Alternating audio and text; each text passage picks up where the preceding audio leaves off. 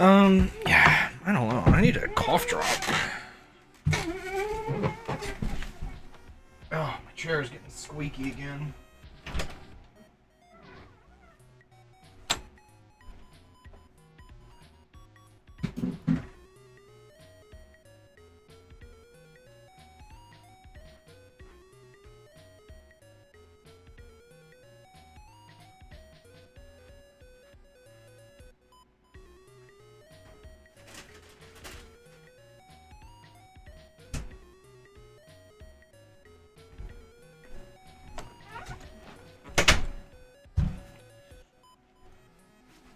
That is how the world works.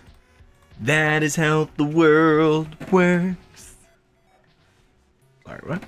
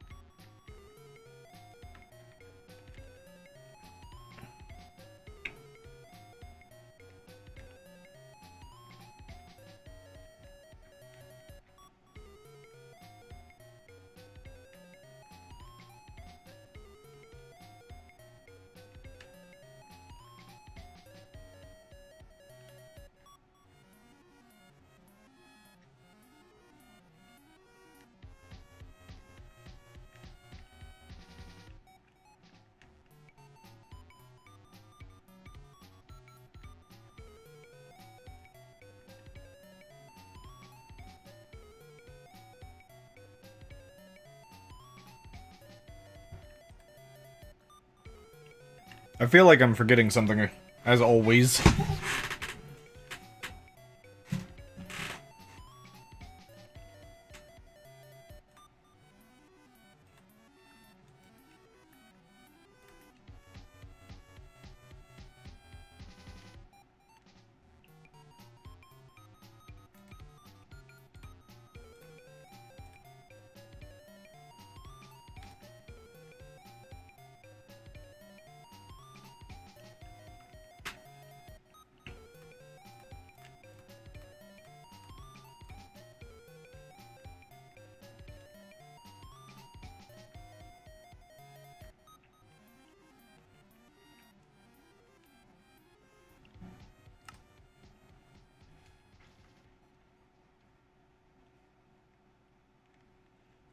Okay, I made the mistake of not taking my, cough drop a little earlier, so, that might interrupt my ability to speak for a little while. I realized what I forgot.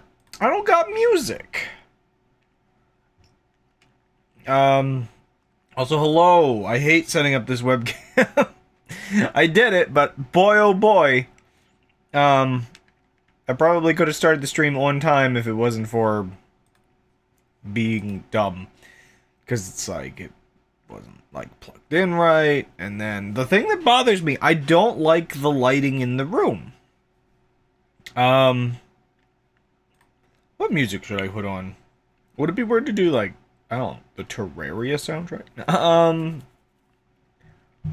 Huh. I didn't think through what to listen to. But Mario 64 sound font. Sure. I don't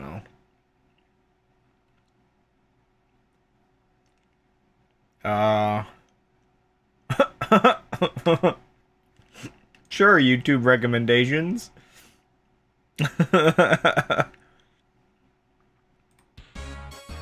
Oh gosh, that's loud. But yeah, I was like thinking recently it is awkward that I haven't done the webcam in a little while, even though I have plenty of reasons to dislike being on camera. But yeah, it's like, if I use my regular lights, the background is like too bright in general. But if I use my lamp, it's this, like, it is the sun right behind me. The rest of it's perfect. It's like, oh, sure.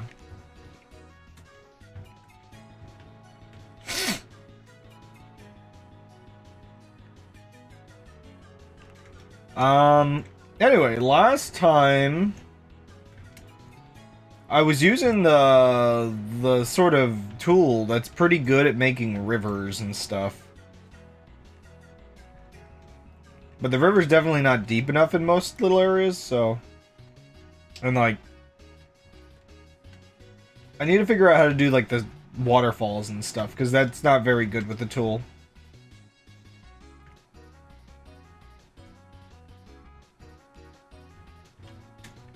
Yeah, I should start up here and just work my way down.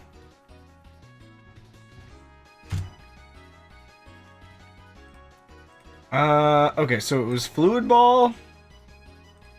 And I think I set it to cylinder with like a height of 0.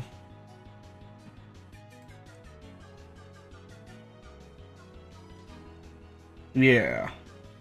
Now, I guess the weird thing, yeah, the fluid type, it would be interesting if you could set these for things other than water and lava and stuff. Getting used to the controls again. I'm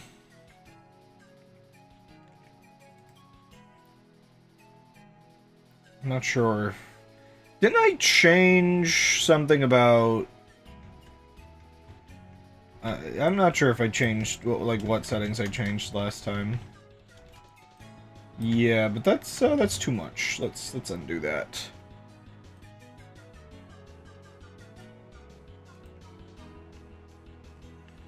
The non Mario 64 version of this track, I've never played a Persona game, and I don't think they'd be for me, generally.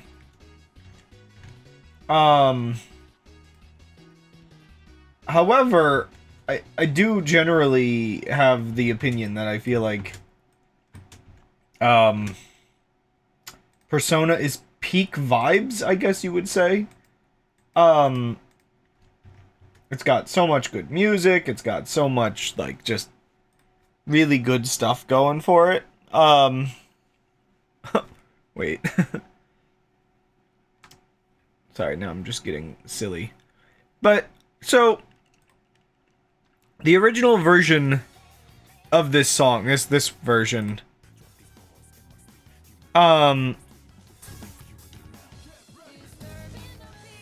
is like immaculate vibes. Like, really good. But the thing that bothers me is just the fact that it plays in, like, a lot of just basic battles.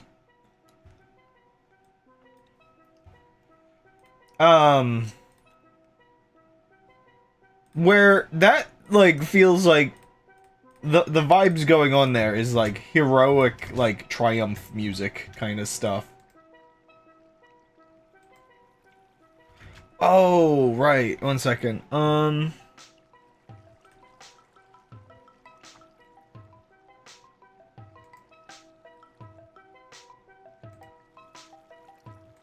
Yeah, I have to... That was the setting. I was forgetting. If I don't change that setting, then it gets... I don't know, a little wacky.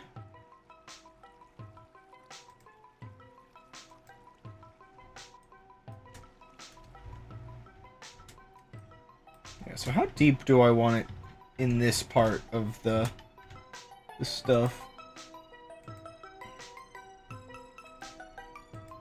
This sounds really weird. I'm pretty sure this is just supposed to be one of the Minecraft tracks, but...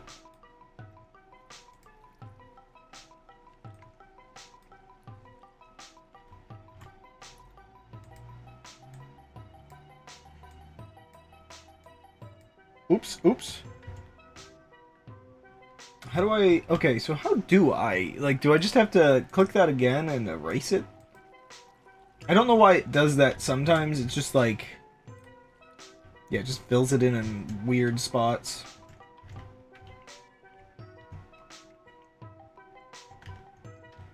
Slow my camera down a little bit here. It's like way too fast. Uh-oh. Yeah, I'm not sure how I feel about this one.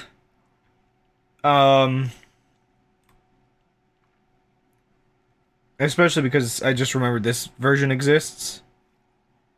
And this version is just really good.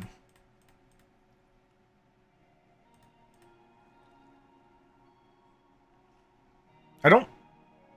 Am I centered with the camera? I hate dealing with centering myself with the camera. Even, you know... The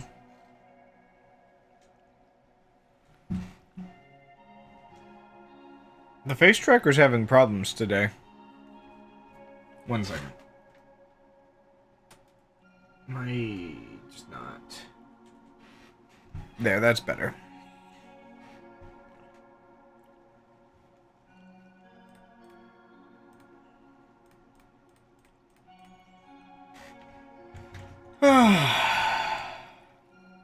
So, oh,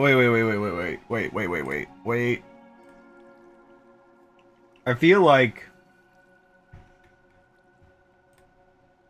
I need to throw this on stream real quick. Well, okay, 1 second. This is also kind of funny.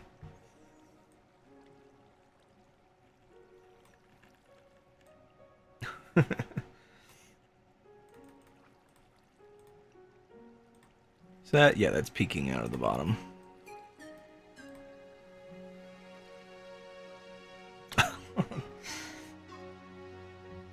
Okay, sorry. This was the one that I was thinking about adding on. What a year, huh? Captain, it's February. I mean, it's more relevant tomorrow. But actually, you know what? I'll just okay, this one's loud. Oh my gosh, this is loud.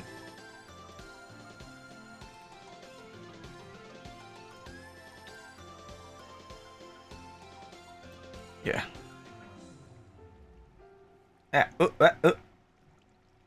just show that whenever necessary.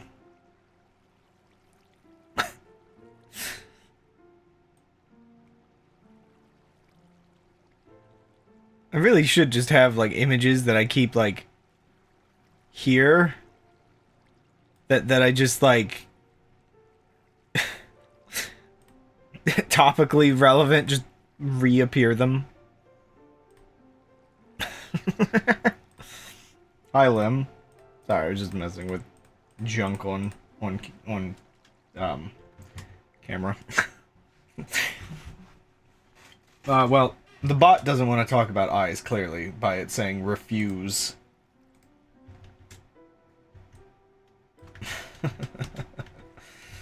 How about them eyes, eh? What was I using? Oh, I think I was using the lower tool to carve out... Oh, that's way too powerful. Okay. Let's, set that down a little bit, and set that down a little bit. Because, yeah, this isn't river enough. Yeah, I still haven't given a proper read to a lot of the stuff. Like, I've given it a little bit of a read, but not like full letting my brain soak information read on those interesting things you were talking about with the sums. So is it I'm assuming, again, this is where clearly I haven't read enough. I'm assuming so it's the sum of, like, all of the base 5 digits is 83.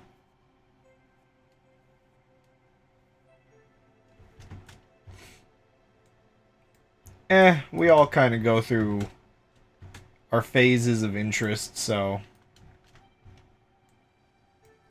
I mean, it's kind of unfortunately easy to write more than everybody else, when chat is, like, half dead. Half the time.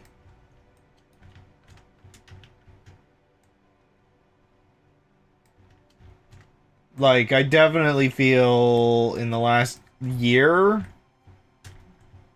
the true, like, burnout really set in for people. You have a couple big name dedicated users like Smiler and yourself and everything, but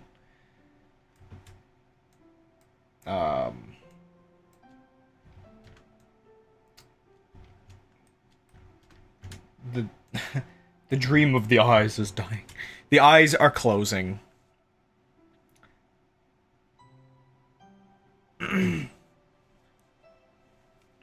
Oh, okay. It's the... Okay.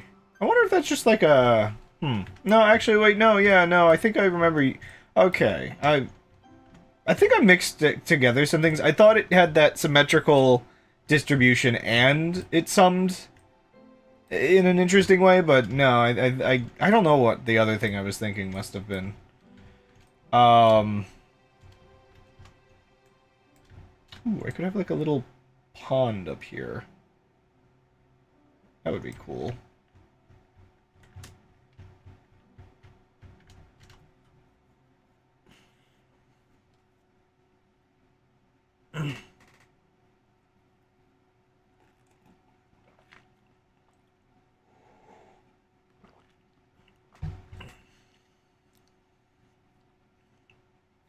That is really interesting. And I guess for me, some of these concepts are what I do find I don't know, most fascinating just in general, just because they you know, Petrie's a math nerd. I feel like these things matter to him.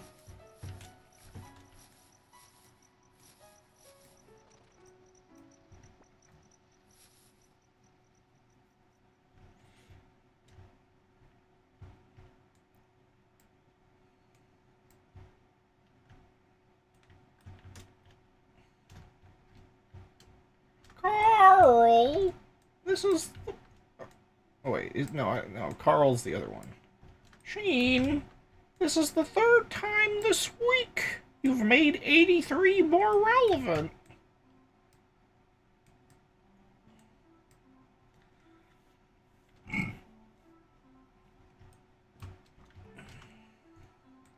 Well, see, I guess the awkward thing is, this kind of stuff, to me, comes off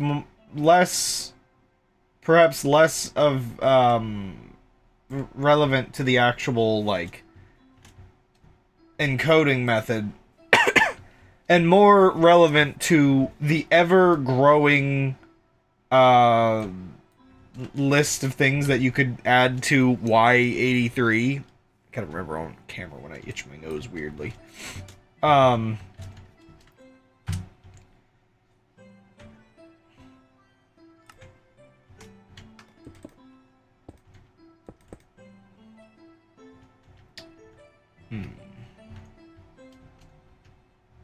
This is probably fine.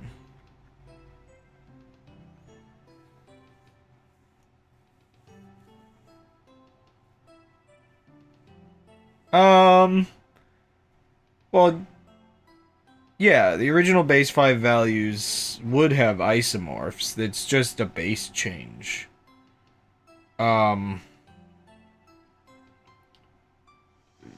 So, like, if you have a gap pattern of, you know, a basic thing like 010,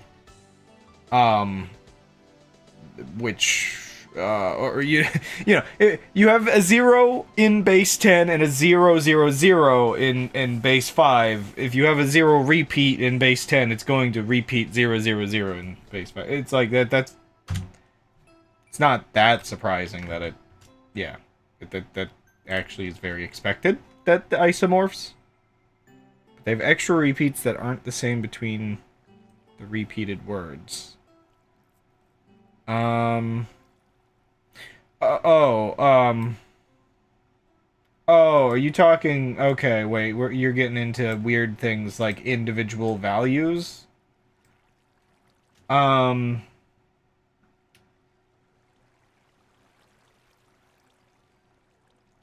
Yeah, I should go back through some of that, because it is kind of weird. Oops, wait, no, that's a bad idea. What have I done? Oh, gosh. Cancel, cancel. One second. Let's try this a little differently.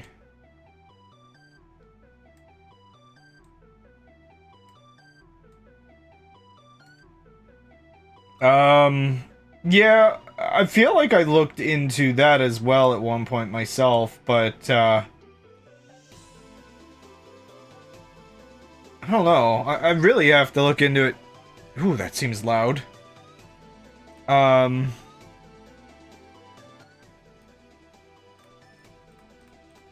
There's a part of me that feels like if you look into it long enough, it starts to feel more dubious. This water's dubious!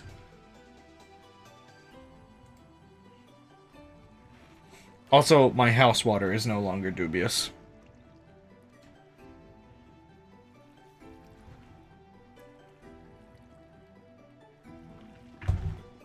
Oh! Nope, nope. We're not doing waterfalls this way. This is bad.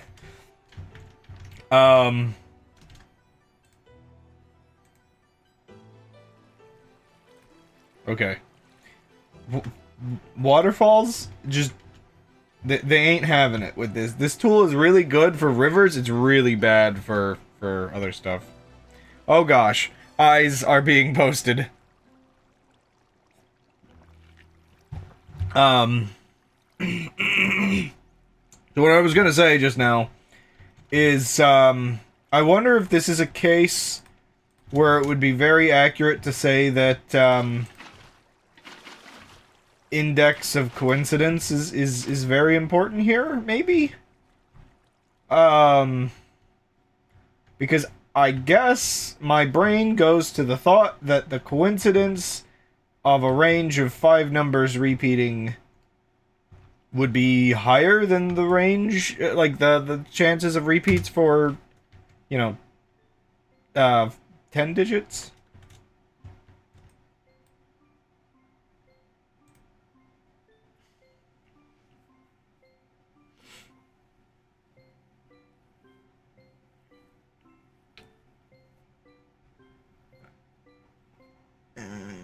Yeah, so like you're talking about the repeats of like I see, oh gosh, my brain. Okay, so I don't know, the 1 second. I'm going to destroy my chat window. Give me a moment. This makes my life easier.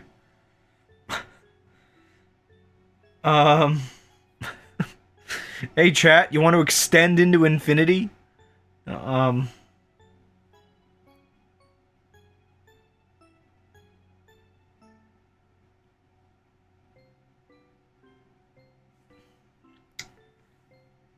Okay, so 244 and 004 repeat, but they have internal repeats that aren't present in other isomorphs.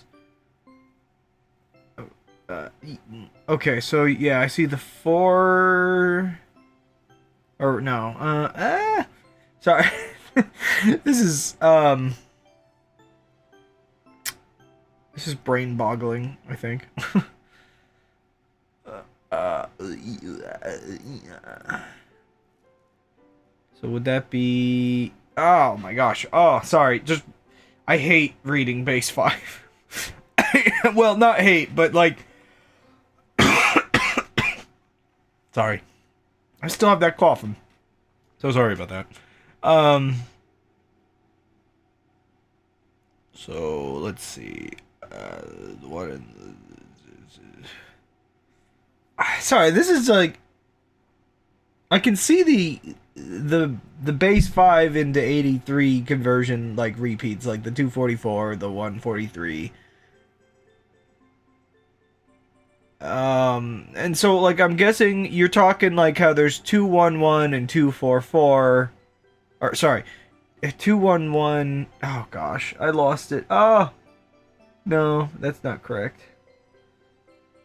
Oh gosh, see that's the problem. Is so many of these can just repeat kind of with each other. Like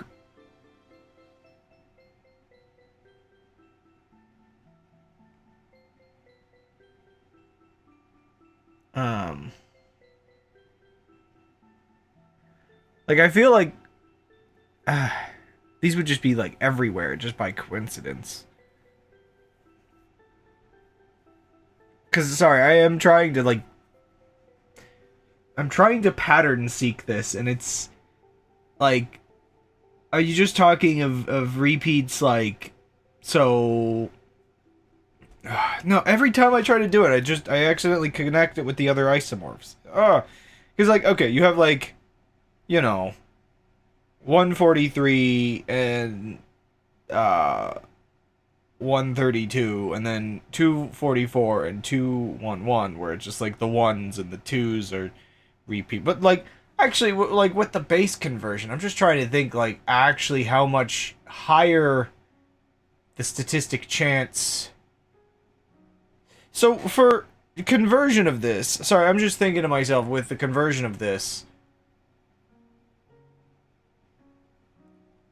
with the most okay, so while it comes out to the difference between um 5 base to 10 base, it's like twice as likely or whatever. Would the significant digits have a like I'm just trying to think cuz like it gets complicated because like the most significant digit doesn't fully convert into base 10. um like sorry, my thing is like I'm just thinking to myself that would be more likely because I forget that only goes up to 3. Like is that 0 to 3? So that would be even more likely of repeats.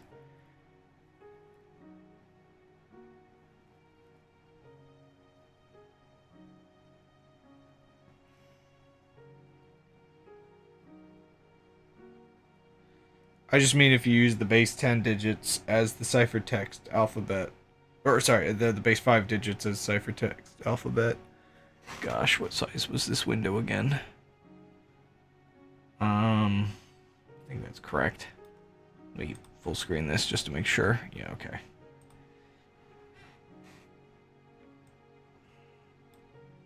I mean, I am interested in a way to try to shuffle the alphabet based on some distribution here, just because that does sound interesting.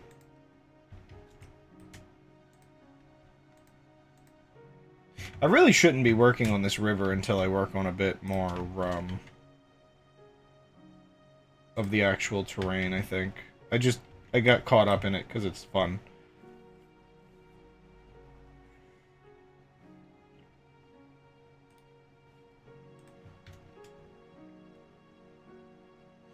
I mean, I feel like there's some experiments you could do.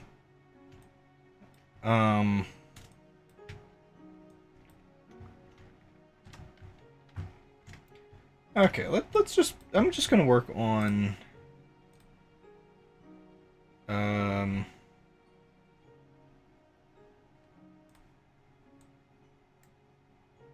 Oh, it's tiny.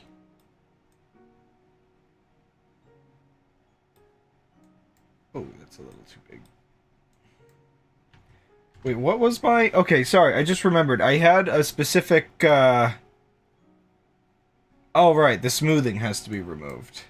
Right, or not entirely removed, I don't think, but mostly removed. Um. Anyway, where was I with these thoughts? I kind of got a little lost just now.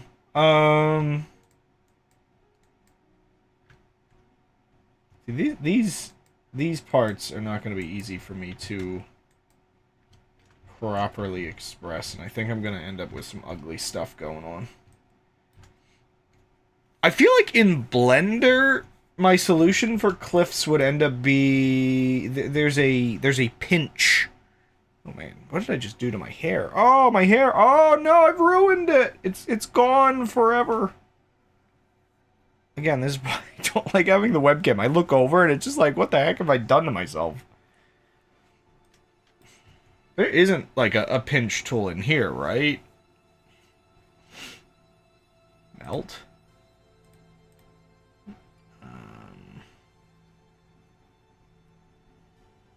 Stamp, shape, modeling. I'm on camera and now my nose is itchy. Why does this always happen to me? Extrude. Oh, right, it's that. I mean, extrude is kind of useful for cleaning up some cliff-ish stuff. It's like getting to... Oh, that's weird. It's like getting to place blocks sort of casually-ish.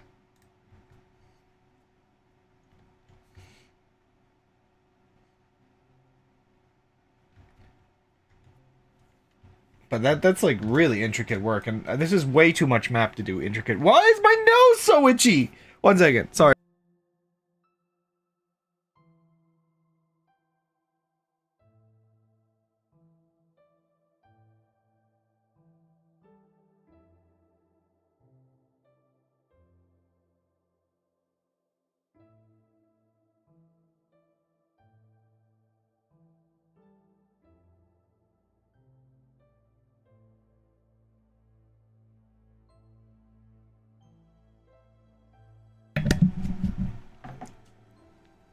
Oi.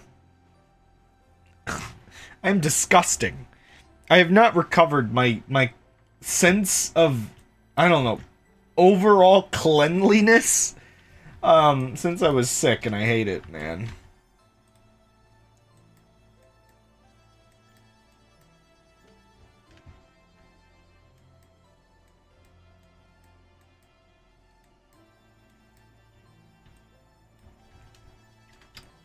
Man, like there's a part of me that feels like I need to do the river after sculpting the terrain, and then there's part of me that feels like I need to put the river in and sort of sculpt around it a bit. I'm not sure. Ooh, that's a downside to the lack of smoothing. Is the smoothing is good on the edges. I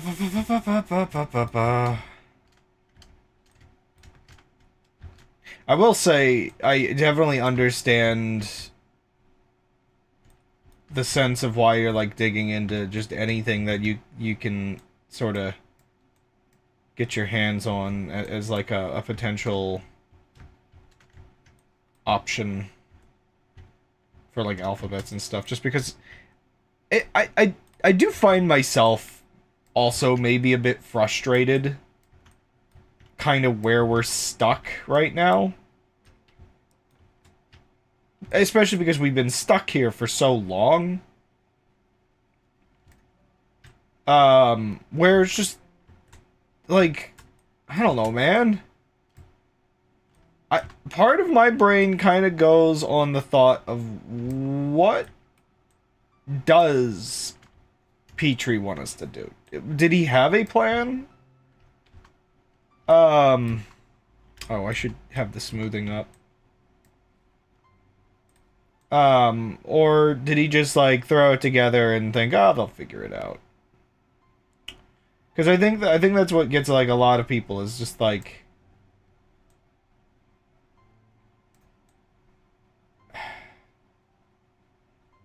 is there like an alphabet? You know, like so. I guess one of the thoughts is like usually you would think,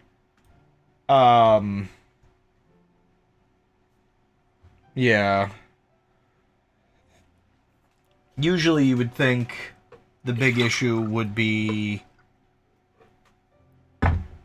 you know, you've got to find the ciphertext alphabet. Usually, I guess I just assume, from everything I understand, it's more likely to be shuffled through a shuffled alphabet than it is to be shuffled through, like, the mechanics, but maybe the... Like, is there a possibility that the alphabet isn't shuffled and that there's just something weird in the mechanics? I assume, from my understanding of everything, the alphabet has to be shuffled because otherwise the mechanics, like the cipher wouldn't give the frequencies it gives. Or it would, like, I guess, I don't know, maybe it's just not as solvable if it's not, if it's mechanic based, or I don't know. Yeah, it's possible, but even we don't know how. That I don't like that.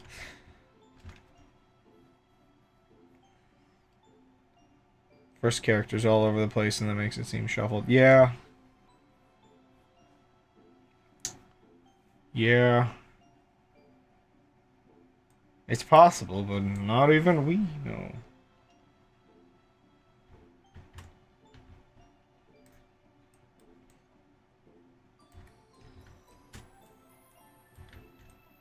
There's a lot of mountain back here. I'm debating, if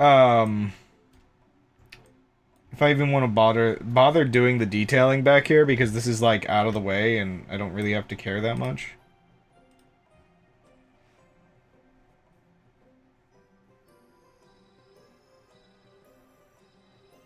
Yeah, that is true.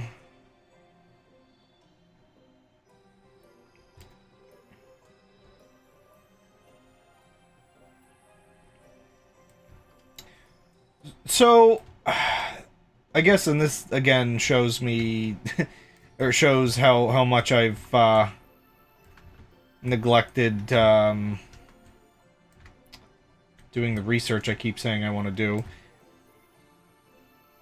I'm trying to think. So,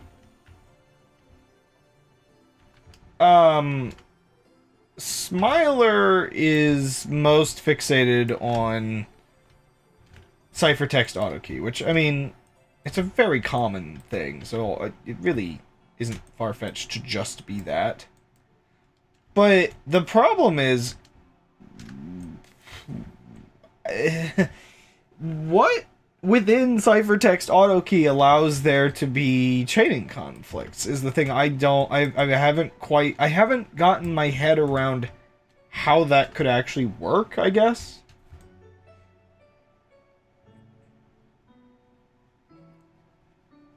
Um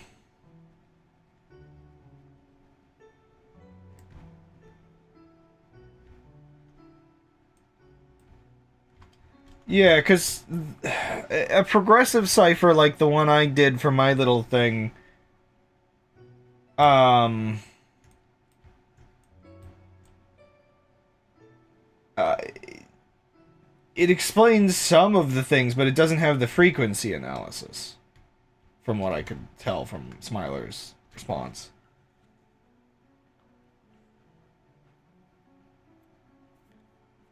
Oh my gosh, bot. What do you mean, bot? Is Petrie paying you off, bot?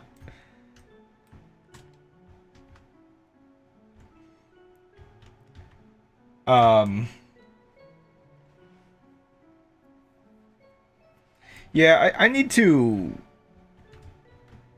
I need to dig more into that, because I know you explained some of that to me before, but holy moly.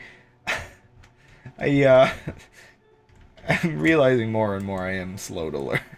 Holy moly. Uh...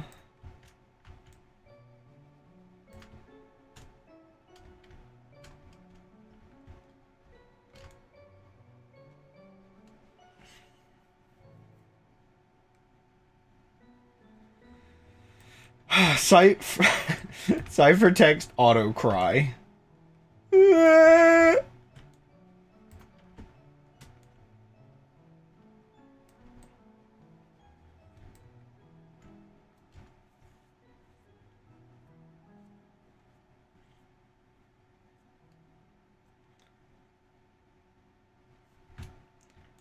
Yeah, like, again, I guess it's my understanding of it is in that like weird state of being where I think I wrapped my head around it, but I don't think I could still properly explain it back in the way I would like to be able to.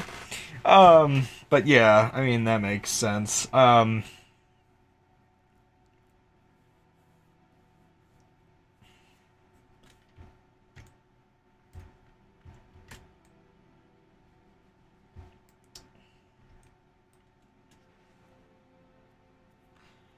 Obviously though, um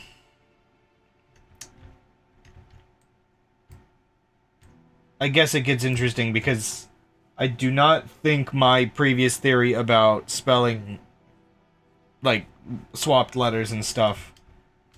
Like, I guess it's interesting because that specific example, or the non-commutative stuff, in a weird kind of way, yeah, it's weirdly similar to swapped letters, but also not. I don't know.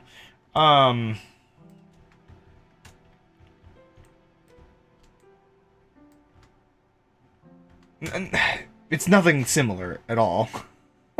It's nothing similar at all, but in a weird, just odd part of my brain, it's similar. So each.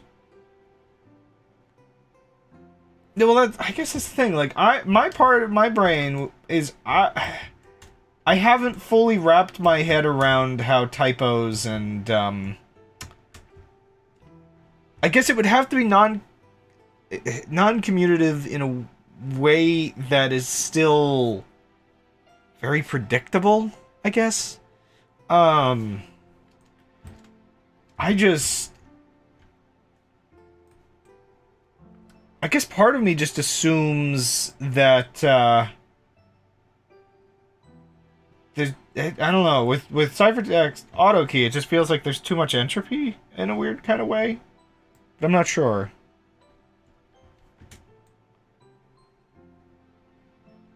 Yeah, I guess that is, yeah, I guess group theory is, yeah, does generally sound like it's relevant.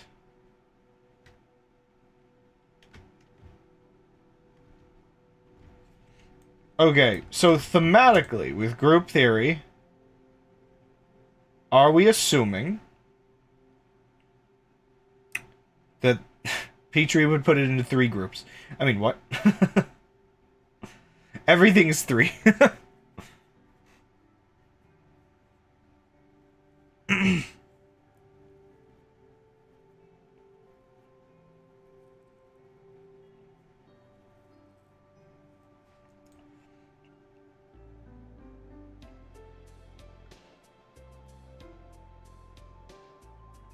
I still sometimes think back to one of my first chaining exploits and the oddity that it produced. Oh, wait, that's not right. It produced, like, this weird... oh,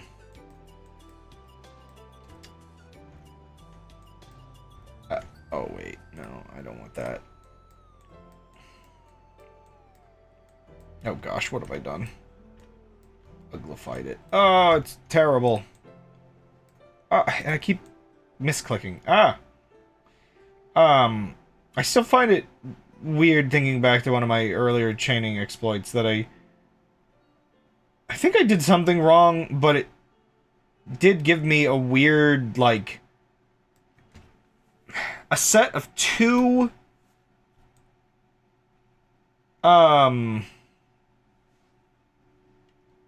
I a set of two uh, unconnected chains where the one was like 41 wide and the other was 42 wide, but it had like a lot of gaps in the middle. And the thing is with chaining, oftentimes the more you do, the wider that gets. So I feel like it wasn't so much that it was actually two groups, but it was that it just got super wide and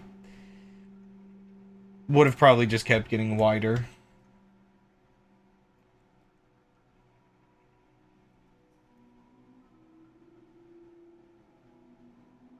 Well, sorry, okay, I guess when I guess the... yeah, sorry. I guess I was mixing terms together, my bad. So the, yeah, I can see where that's actually really confusing with the conversation, because we were first talking about groups as in the plain text is divided into groups, I guess. Whereas the ciphertext is cycles. I don't know. Again, the worst part for me with learning anything is I am horrifyingly bad at terminology. I don't remember people's names. I don't remember terms. I have a very poor brain dictionary.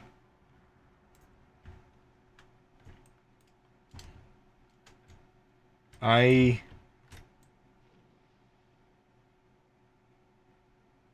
am an encyclopedia without words inside.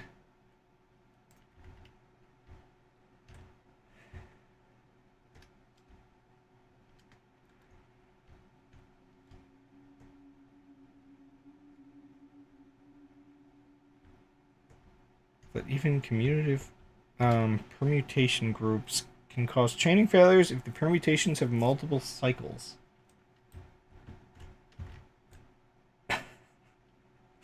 My brain.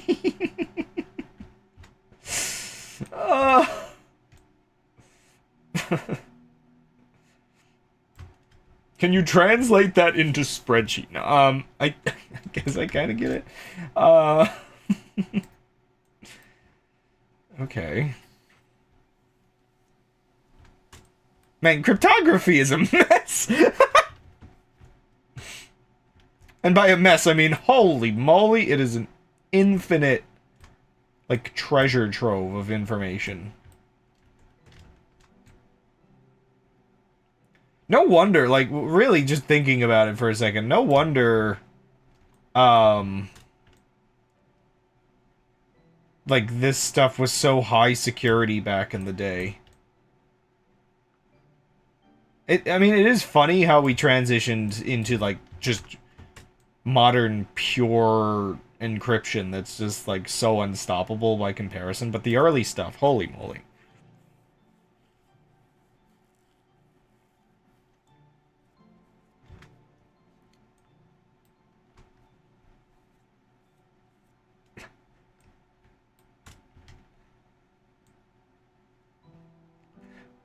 Cookie clicker, number goes up. Quick bot, distract me with it. Don't let my brain grow.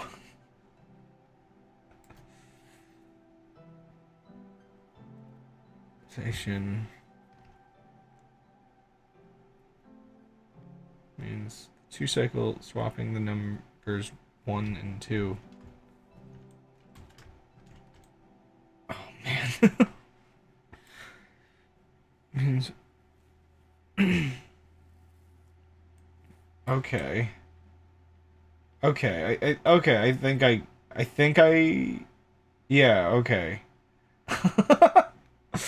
I, yeah, I guess you can almost hear the gears turning in real time as I digest this. You know, I could almost see that kind of thing happening. Like, again, I have been paranoid for a long time.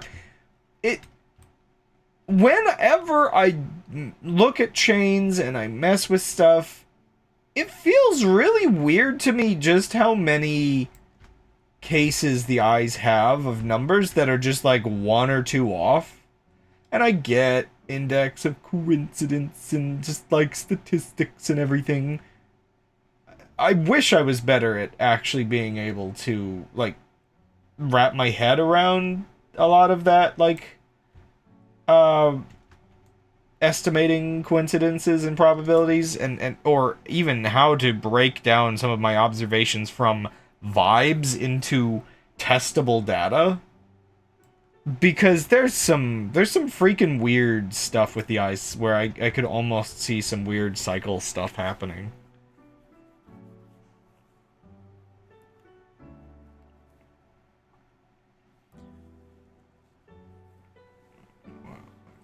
It swaps two pairs simultaneously, so this element still has order 2.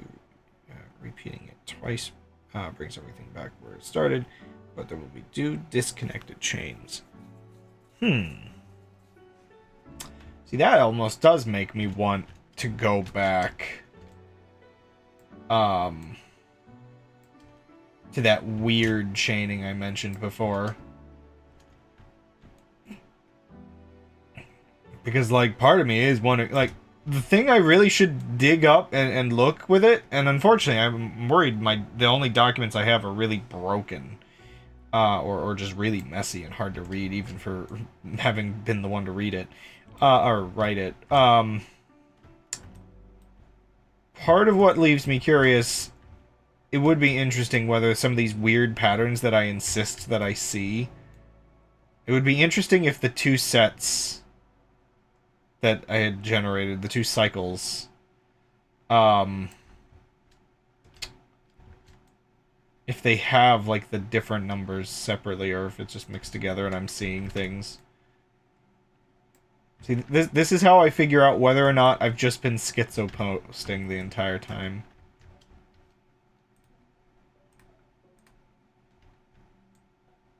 Oh, wait, schizo-posting is the requirement to be in the channel to begin with.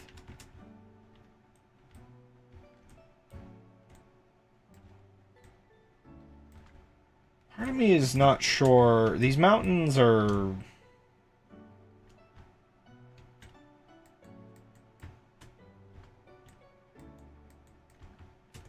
like... I feel like there's just... I mean, they're amateurish, just in general, the shape of the mountains I've been making. I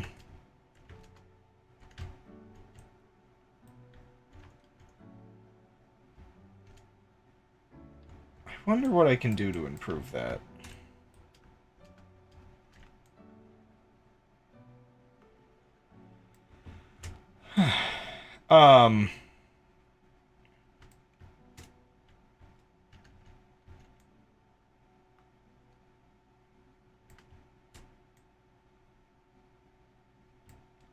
So I guess I really should learn more about CTAC. And then apply my thoughts to that more and see if I can think of some kind of path forward with, like, my typo theory stupidity. The thing that I guess the thing that just, like, worries me, and I feel like Smiler has good reason to generally not seem to subscribe to the theory. Because I think Smiler's big thing is there's too many chaining conflicts. And I think I kind of get that.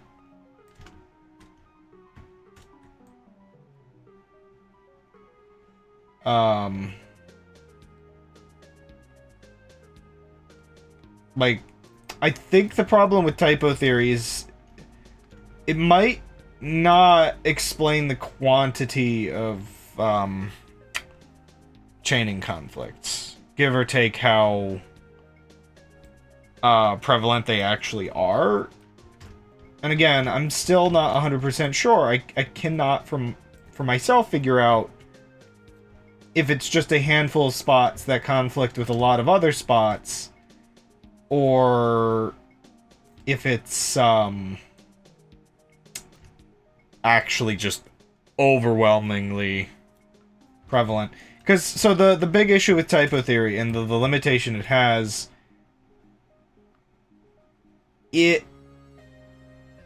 a sort of, I would argue, a maximum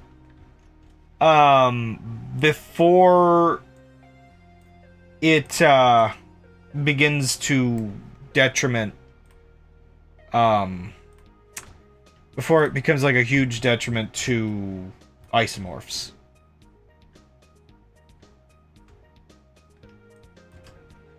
Yeah, like there might have to be like a couple typos at least, but there's a horrible chance that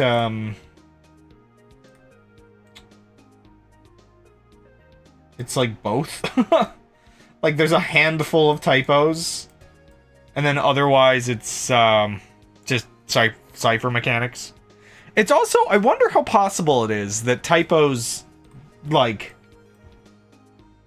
just wreck. Like the chance that they just really just cause havoc for chaining, I guess. Hello. What is this again? Oh, okay. You have entered in brain melt zone. Did I just accidentally make a cave? No, I don't think so. Dropping letters also has no effect on isomorphs. Yeah. Well, I guess that's the thing. Well, I guess it's interesting because for me, like, typo theory is mostly letter swapping.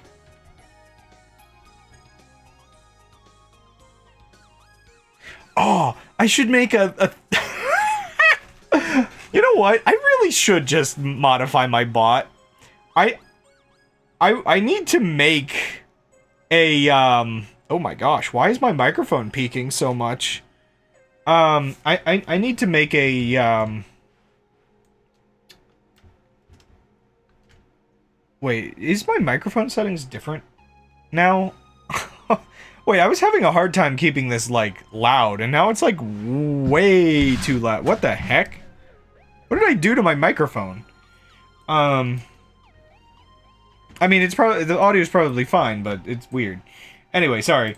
I should make a I-theory generator for my bot, where it just, like, stitches sentences together related to the eyes. That would be beautiful.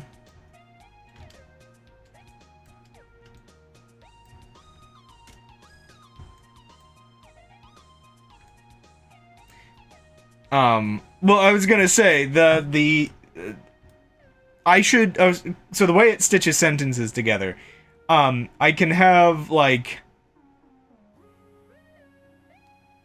I can have it, like, so you have, like, a sentence starter, so it's just, like, the eyes are probably, or what if the eyes, or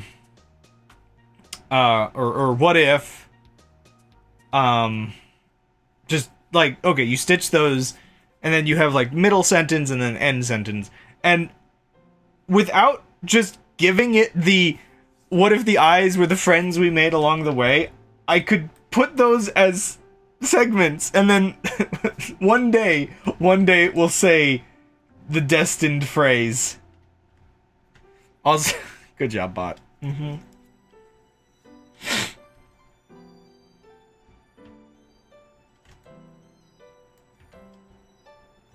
I will take a drink, but I will not BRB.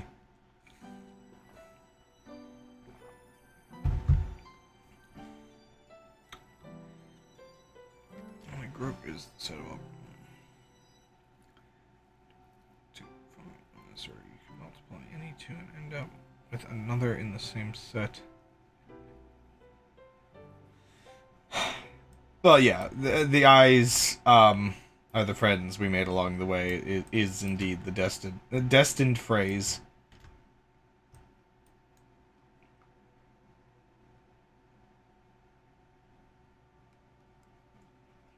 It's the most important meme in the entire community. Not really, but you know, it's funny.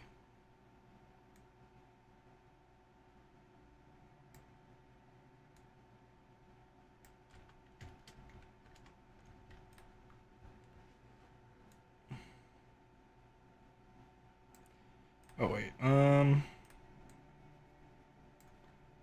I keep... Wait, huh? Oh, okay, it was working. Never mind.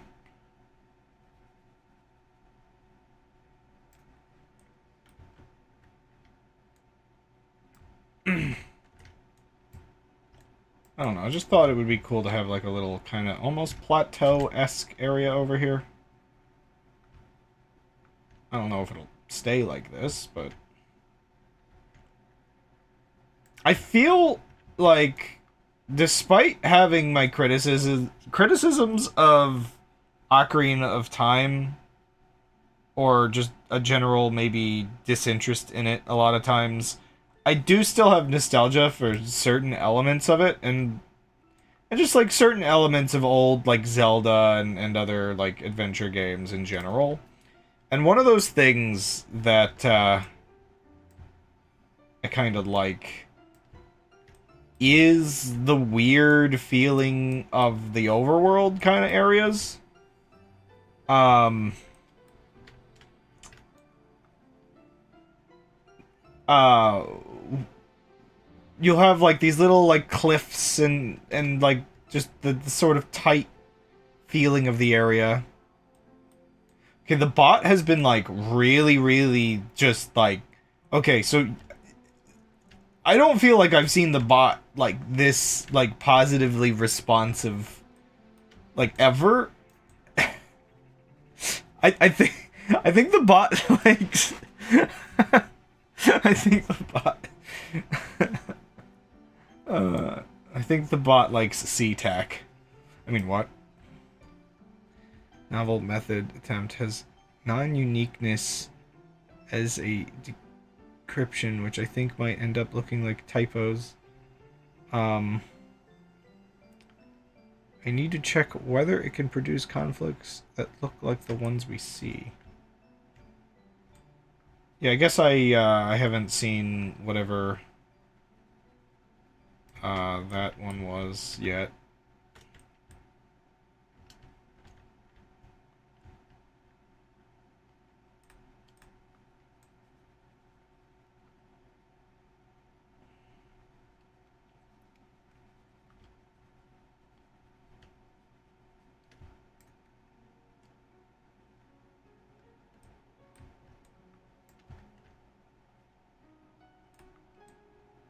Oh, what? Ah, every time.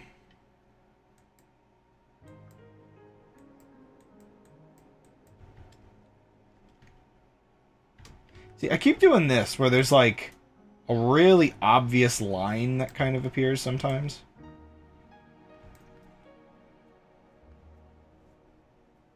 Oh. Right. Gosh, this is why... Like, okay, the eye community gives me some pretty nasty, like, fear of missing out. But at the same time, I am kind of mentally exhausted lately.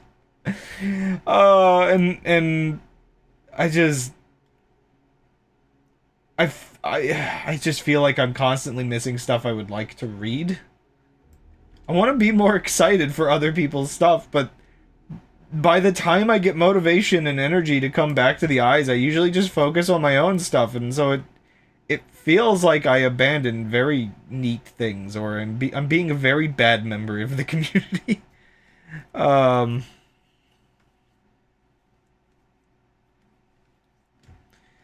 Um...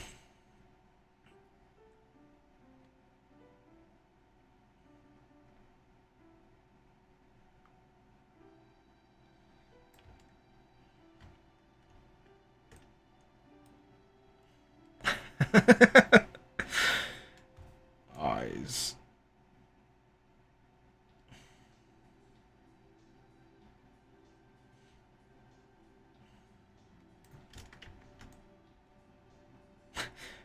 Also, sorry, I'm just thinking of some of our conversation the other day, and part of me almost wants to joke. It's just like, don't feel bad about um,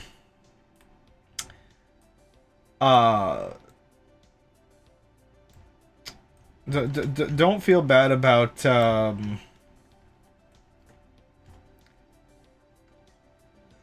killing people's dreams. I mean, we do it to each other. And I'm just, like, kind of thinking back to some of our, mixed discussion on, the weird symbol above the alchemist. Oh, that's not good. It's too big. It's just like... I guess part of my skepticism that, like, it would be that one alchemy symbol would be part of it, part of the dream killing. I mean, what?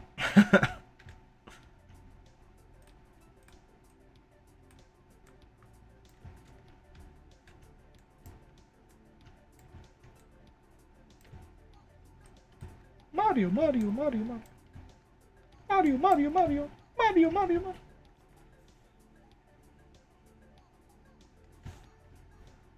I really hope that interview actually happens, because, like, part of me is, like, vaguely worried it might not. I don't know.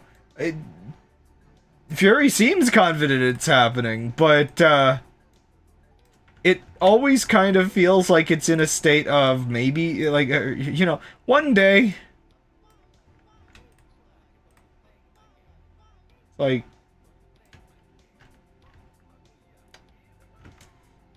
That would be the nightmare situation. After everything Fury's gone through, to not only have the community string him along at times with some of the specific things that have happened, but then the developers accidentally end up doing the same to him. That would be bad.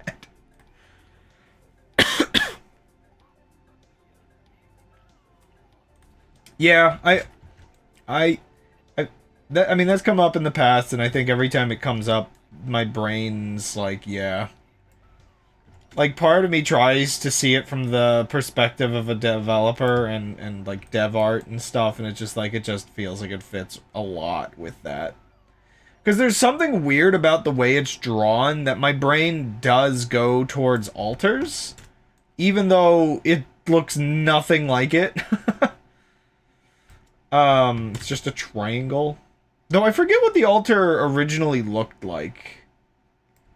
Now, that was added way after I think they changed it visually. And maybe it never changed visually. But, I don't know.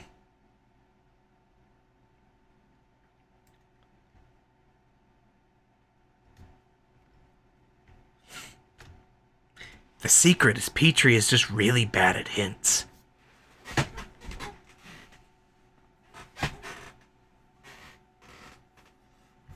Yeah, I feel like there were one or two more before that got better hints later. One thing I guess that's odd is I don't know if we have confirmation of who wrote the background messages, but I think we assume that's Petrie as well. Also, is it supposed to be Petri? I just think Petri dish. But,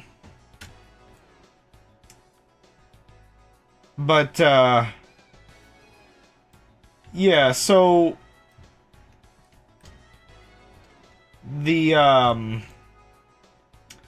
awkward part is, so the eyes are Petri. I think it is Petri. He's Petri now. He's, the, Land Before Time dinosaur. Forever. Yeah, finish. Sorry. My brain feels like it's constantly trapped between not wanting to be a jerk and wanting to be respectful of cultures, and also it's kind of just funny to be stubborn about how I pronounce names. Like, it's always Hammis.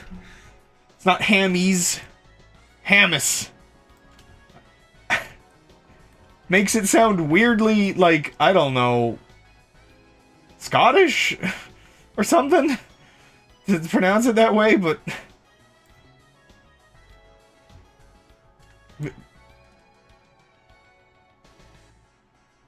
at least, so long as it is pronounced ham, though, I am happy. Though, fair enough, Hammies does come off as like a cuter name.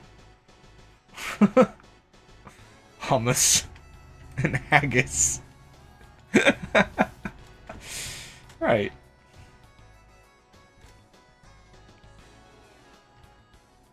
Hello, little Kirby.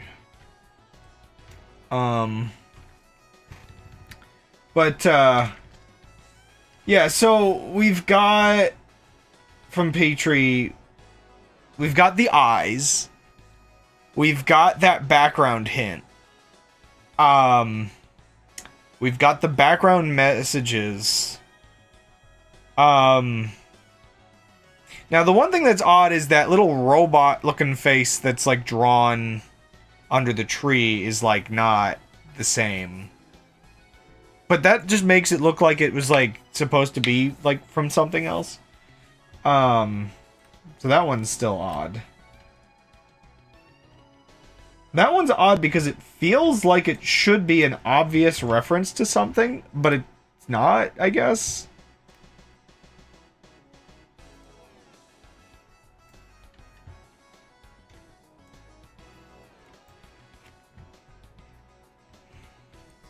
Is it drawn the same?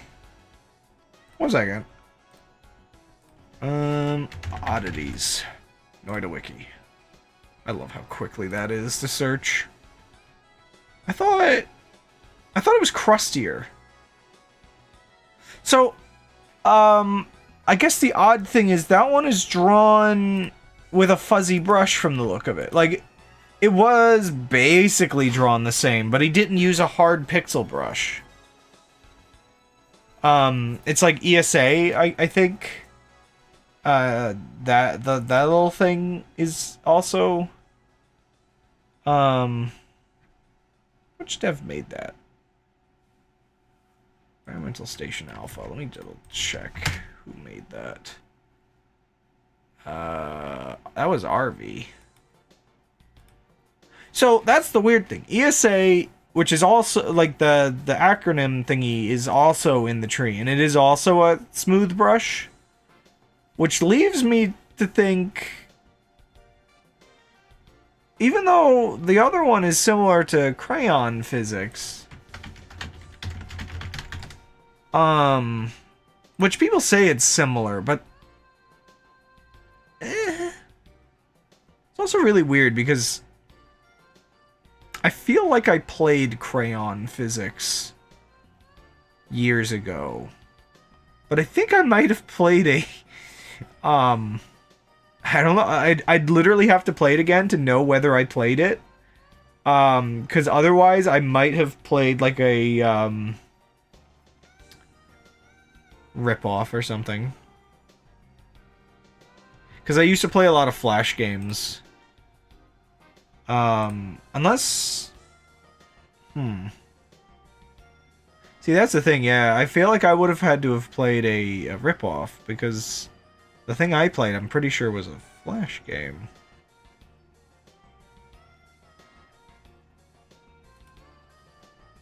Granted, there were a lot of these kinds of games back then.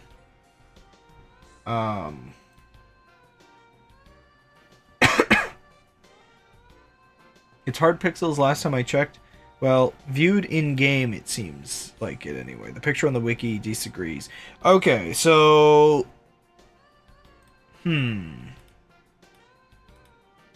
always really bad at finding it. I know it's just under the tree or whatever, but...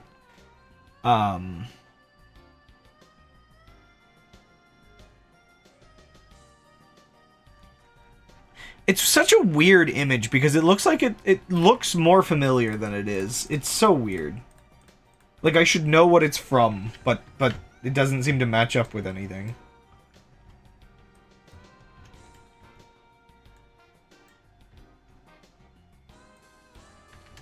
Yeah, so it's like maybe the wiki's wrong or maybe memory is failing us. I don't really know. If it is hard pixels, that would be interesting. It would be interesting. Wait, That would be in the files, wouldn't it? Oh no, here I go on a tangent when I'm supposed to be working on Minecraft stuff.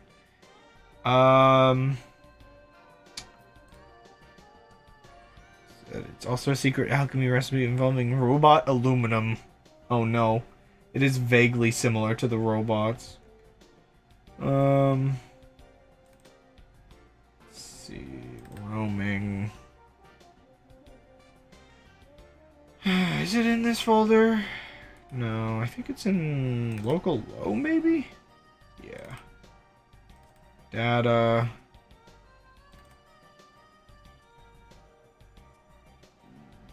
I wonder, like, I'm assuming it's in here somewhere. Though I don't remember where the tree is in these folders, and I'm assuming it would be with the tree? Oh no. Hidden. It's just those.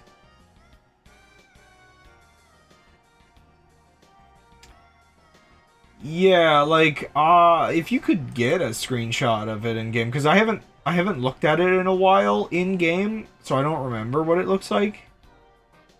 Man, I cannot find the structure. The structure of Noida's files drives me insane. Like, I don't know. I don't really think it's that bad, but it's like, oh hey, I forgot. Oh man, I forgot the temp folder has all of this like old stuff. Mysterious book that is oddly the like shape of the tablet behind the cauldron. It's so weird to me that there's just like a screenshot from like the old game just sitting there.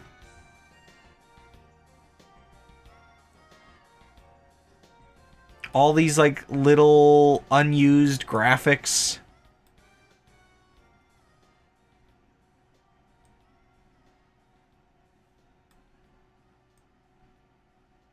What? Oh, right. This was when it was still a god game instead of a like adventure game.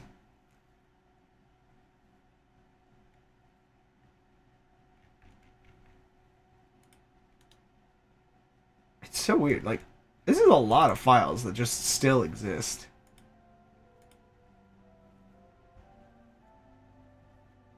But I guess, okay, what would be the, okay, here's a weird thing I have.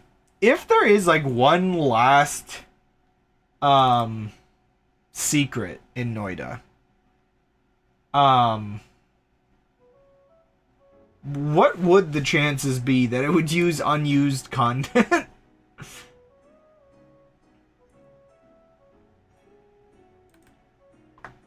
Ugh.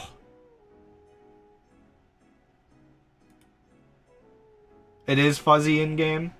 Oh, did you send it to me? Let me see.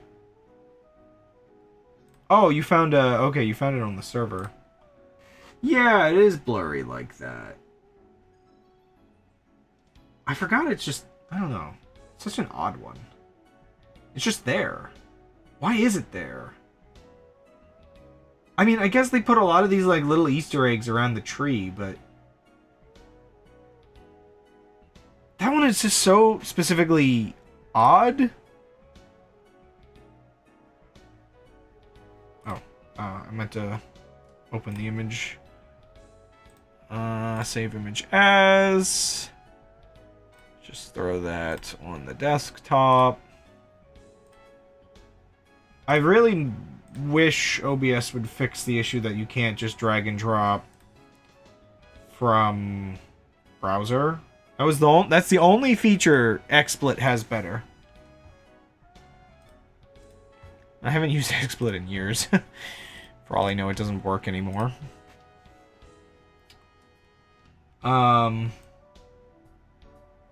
Yeah, so for whatever reason, this little thing just exists. And yeah, that is not hard pixels.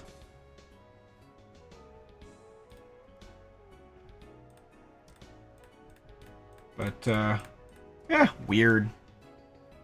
Yeah, that one does just give me Easter egg vibes in general.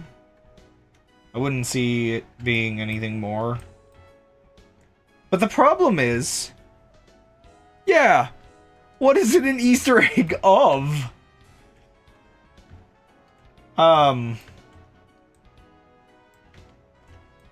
Okay, do we use this, assuming it's, again, Petrie's art, and considering, like, ESA is, like, super obvious as a, Easter egg, do we just consider this, like, added proof that Petrie is, like, really bad at hinting to things?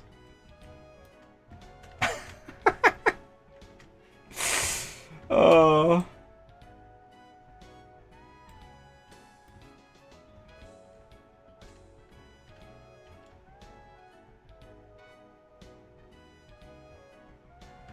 Like, I swear, there is just an overall sense that every single time there is something that he has added, everybody's left being like, what does this mean?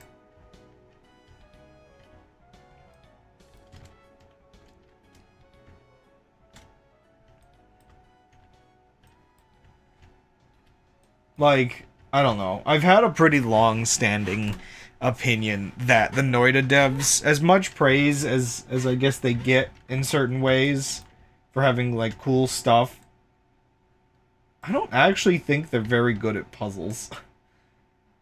Or, well, some of them might be fine.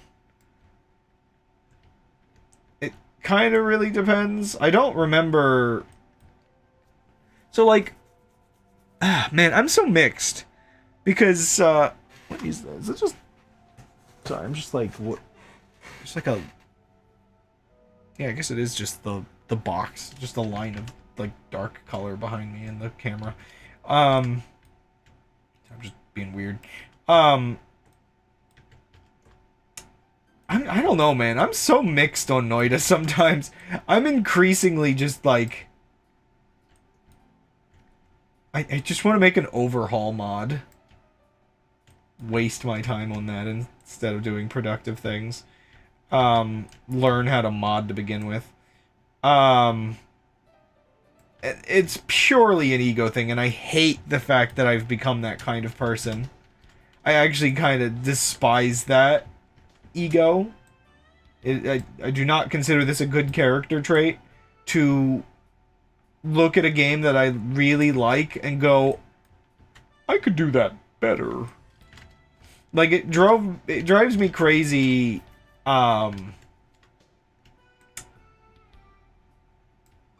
Mario 64, which it's funny listening to this music. Mario 64 is like one of those prime examples for me where that has happened, where excuse me, sorry. There's a couple, but there's definitely one developer that just kind of has like a specific ego on him, or at least for a while had an ego on him that it's just like, I'm better than Nintendo. Oh, it just gets kind of awkward. And it's just like, yeah, well, oh, what is it? Hindsight is 2020 is kind of the thing you have to remember. So, like, I could take Noida as a game that I love and go like, okay, I'm not better than the developers by any means. But what if you know, the game was given a chance to have maybe some hindsight or another creative input in ways that it, more people had more perspectives. So if I were to make an overhaul mod and ensure that I keep my stupid ego in check, maybe that would be fine and healthy. But yeah, there's all kinds of things that I feel like would benefit the game with, like, maybe more interesting puzzles, more interesting flow. But I wouldn't want something that feels like crazy amounts of content or added stuff. I'm not looking to make, like, Apotheosis or whatever.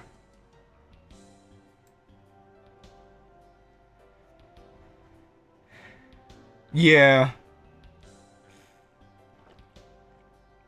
Like, I've talked about this before, but, like, one of the main ideas that tends to come to mind,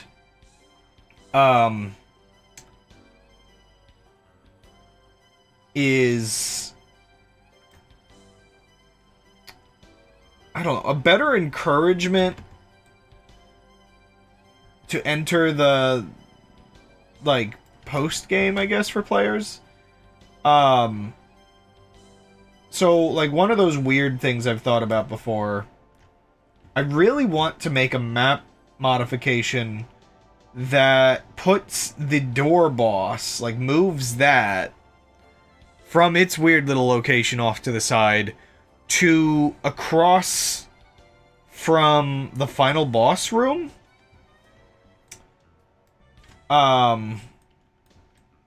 Where there's, like, a ruined bridge that, you have to jump over and everything, and it's just kind of there. I just feel like it would give, like, a pretty cool feeling of, like, either Call Me's been sealed out or something's been sealed in kind of feeling, I guess. Just that kind of teaser. Like, a player comes up to the final boss, they see it, they fight it, or they look around it, and then, they've got the sort of immediate choice to fight the boss, or to end the game, or they've got this, like, teaser of, like, oh, there's more content hidden behind this door. Because I feel like a lot of players can definitely be stuck with the sense of, okay, what now? Like, a lot of people, I feel like, don't end up realizing there's stuff after Colmy.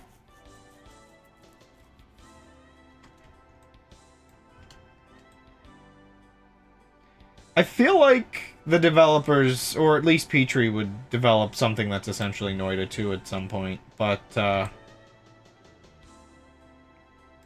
it would probably be another physics game that maybe has a different gameplay feel.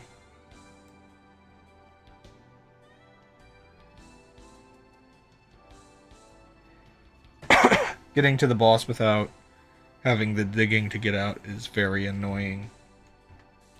Yeah. And maybe that's, like, one of the weird things that would help with, is with the door there. You would still have to, like, figure out the puzzle of, like, you gotta shoot some eggs at it.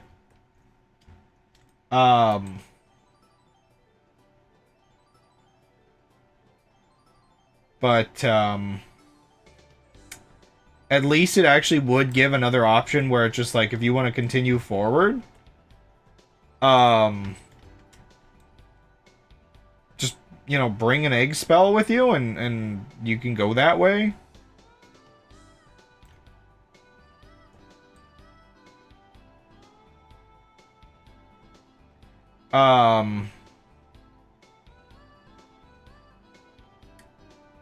Now, where that takes you, it's like, would I want to overhaul the outer biomes a bit as well?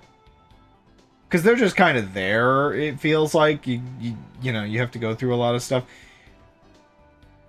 Here's a kind of messed up thought. Okay, so I feel like I would have to make my overhaul mod as like a collection of like a couple different things.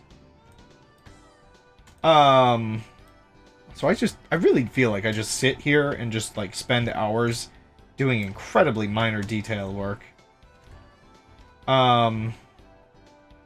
So, because I feel like I have two overhauls that I would want to do. I have map overhauls, that maybe add more puzzles, improve little spots where I feel like more pixel scenes were needed. Like custom, like, terrain shapes and stuff, because admittedly I'm kind of unsatisfied with how crusty certain parts of the map are. Can I just get rid of the tower they added in the desert? Am I allowed to just get rid of that? I don't like that. I hate that tower. That tower is the worst part of Epilogue 2. So here's the catch though with me wanting to make an overhaul mod. I want to make this thing, but at the same time, a lot of the things that come to mind that I feel like making a mod like this would exist to sort of solve, is stuff that I feel like would be better flow for new players. I would be making a mod that's not really for veterans as much as it is just general players. But I don't know if new players would, like, play it as much. It would have to be that kind of thing that, like, people would almost have to, like, just sort of recommend on a whim.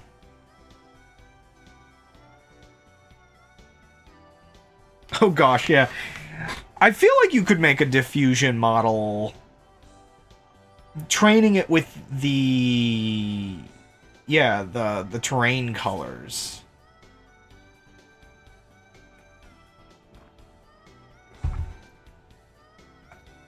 Yeah, wait, I wonder, can a Noida save file be decompressed back into image form? So that instead of having the, like, so the previous one you messed with took screenshots and generated new maps, could you feed one, the actual pixel colors? Yeah, okay. Yeah, so if you train it with that, well, everything's coming up Millhouse.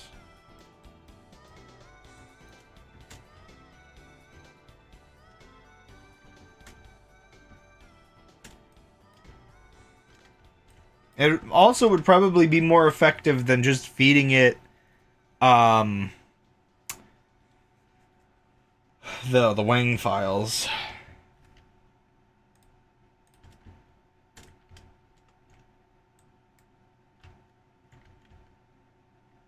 Though, I guess you would probably want it to produce, essentially, wing files. Well, actually, yeah, I don't know. Also, when Epilogue 2 was coming out, weren't people theorizing that the developers were going to add some kind of, like, fancy labyrinth generator? Or, like, what was that? I feel like there was a whole thing about that just went nowhere. Oh my gosh, bot. What do you want?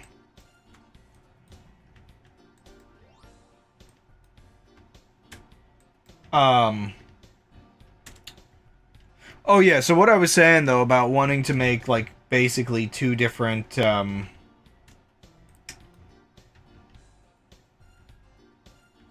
just unused code. I feel like there was, a lot of speculation, and if I'm being honest, part of me almost wishes the speculation had, ended up, like, true or whatever, because one of the things I was kind of thinking about is, I feel like if the developers did it right, if they were to add... One second. Actually, crud. I need to get back into the Noida. Where is it?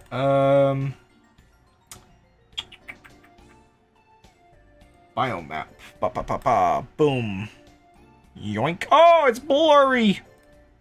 Oh no! This doesn't have scaling properties. Ew. Oh well. So, basically what comes to mind is if you added, like I don't know, like here. My mouse isn't visible on screen. One second. This is the best way I can do this on a whim. I really need, like, some kind of, like, on-screen, like, there's just, like, a mouse image that I can drag around. So, like, here-ish. If you added just, like, a layer of pixels, it would generate, because there is this biome over here that does it. It would just generate the biomes downward. Now, the thing that they would have to change is when this biome over here does it, it's actually just empty space. So they would have to, like, modify it so that this stretches down. You could have an infinite labyrinth just, like, into the core of the earth if they really wanted to. I think that would be really cool. But yeah, so on what I was saying a moment ago about the two different types of overhaul mods I would have to make to satisfy my mighty need. On the one end, I want to do, like, map overhaul. On the other end, gameplay overhaul.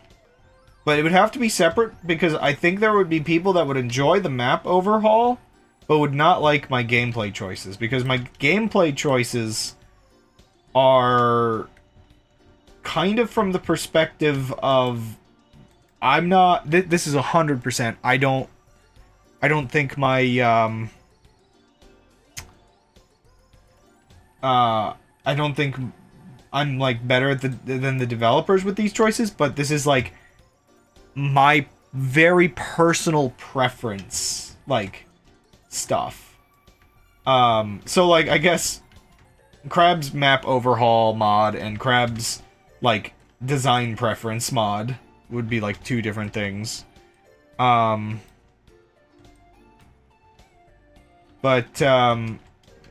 so the reason I bring it up this way is, I'm not gonna lie. I personally think there needs to be a solution other than poly for late game difficulty. I'm not 100% sure. I'm not 100% sure what I would do as a solution. Or like, what I would incorporate. But, like, in the process of making this, my first step would be to probably nerf poly a little bit.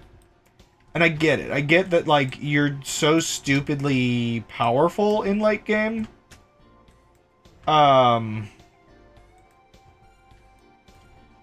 That nothing is a threat without instant death, but there's gotta be something, you know?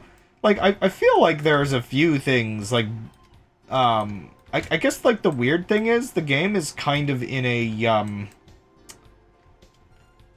the game's kind of, it backed itself into a corner, because immunities are, like, really, really necessary in early game. But they produce, like, situations where you're truly just invincible in late game. So, like, maybe this overhaul mod, or this, design preference mod would have to do things like, for instance, maybe there isn't, maybe I would actually essentially, like, get rid of the immunities. Now, this sounds, like, horribly controversial, I feel. But what if I just, like, replaced them with resistance? So instead of fire immunity, you have fire resistance, which makes it weaker, but doesn't get rid of it completely.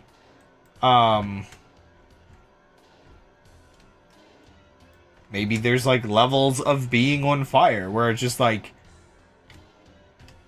early game flammable materials are essentially fire immunity, but late game, like, you've got, like, you've got, like, burning status and inferno status, and inferno status is, like, way stronger, and,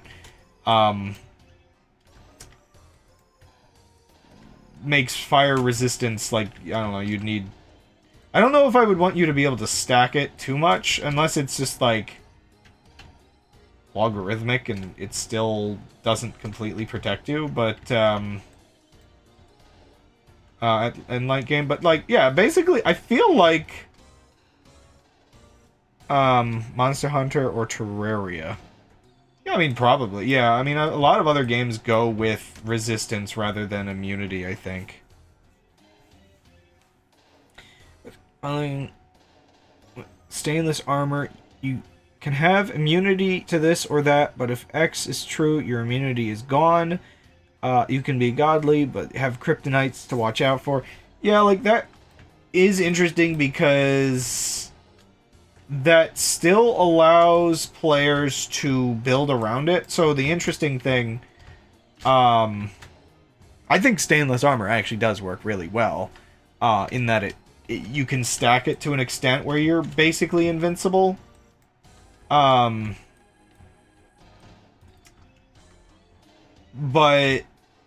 so the interesting thing with it is you can get repelling cape, I believe it's called, which gets rid of liquids faster off of your person.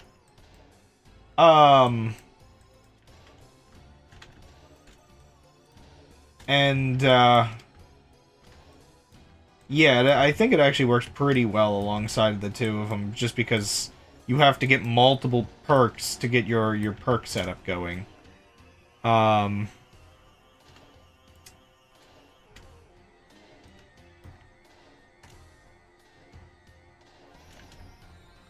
But,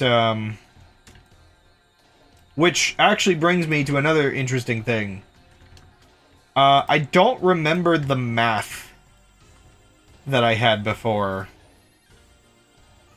Because I don't remember exactly how it was, but nearly invincible. Yeah, which that gets into another sort of thing. Like, maybe it's fine when the player gets into the end of a god run if they're basically unkillable. It's a different game at that point.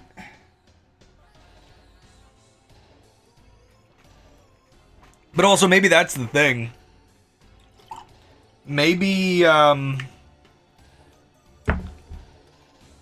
maybe having the immunities be just a very high resistance that becomes less potent.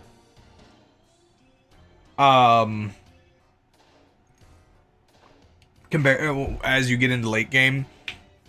So, like, this is the difficulty. I think keeping them as practically immunities in early game is very important. Because if you nerf them too much, they're terrible perks at that point for early game, I guess. You're gonna get noited all the time, you can't build your builds around it, you need them to be basically immunities, but you can't have that last forever, I guess, so, I don't know, it's very interesting. So, yeah, diminishing returns kind of thing. And again, that's where I'm just like, maybe there should be multiple levels of fire. I guess that's the thing. Explosions are really easy to balance. Like, changing explosion immunity into explosion resistance is super easy, because explosions have different damage. And if you make it a high, like, subtraction resistance, or just a high resistance in general, or, yeah, I guess multiple could, like, let's say you take only 25% explosion damage with the resistance, which there are perks that give you resistance but not immunity, which is interesting.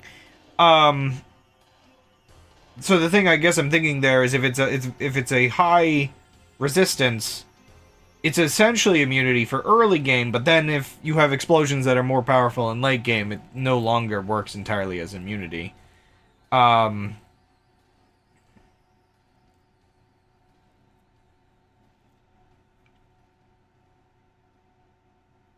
Thinking on it, something is funny, the idea that electricity kills you by default. Actually, electricity, I think it just does high damage. But build some immunity, and you have the privilege of being damaged instead of dying when it touches you. Gosh, I can't remember 100% how that all works, but yeah. Yeah. So, I do think the player should be able to earn their sort of late game sandbox. And as much as people like their instant deathium and polymorphine and all that goofy instant kill stuff the game has, I just don't 100% feel like poly should be like this end all be all, always murders you. I think it should still be scary. So here's my main thought for how I would rebalance poly. It's a very simple thought. The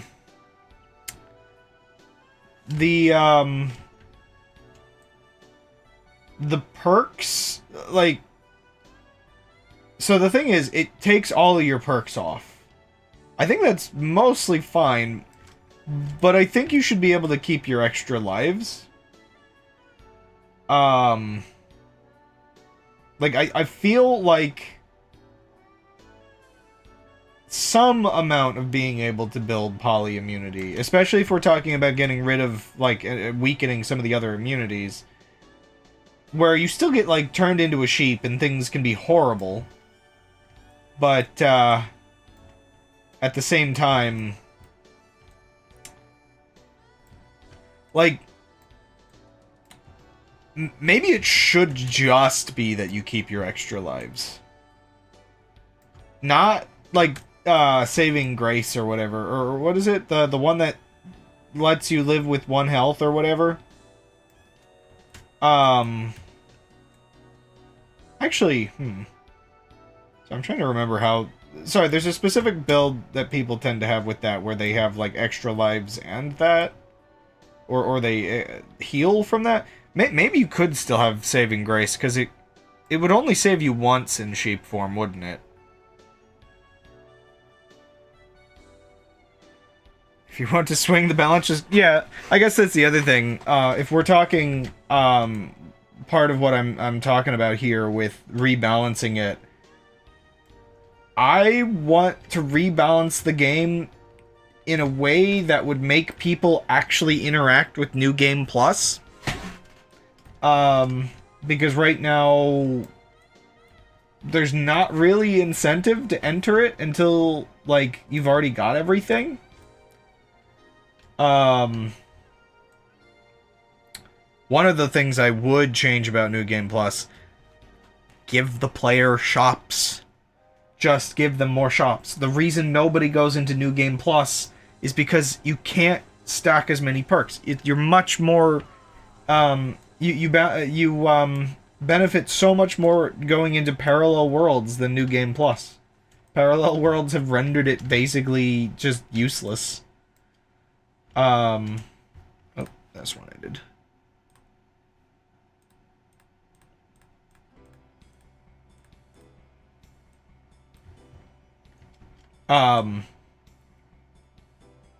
So one of the things I actually had as a, another weird balance change, that I was gonna get into. Also, yeah, I think I would just overhaul New Game Plus, just a lot. I would make it more New Game Plus E. Heck, maybe I'd put more quests in it. Like, that's the thing. Like, everything that you can do in New Game, and then more, that's ideal. That's New Game Plus. New Game Plus is supposed to be plus. Noida's is New Game Minus. Oh my gosh, I never really thought about that before. Oh no. That would be like a very simple dumb mod you could give it to just express what it is. It is New Game Minus. Oh.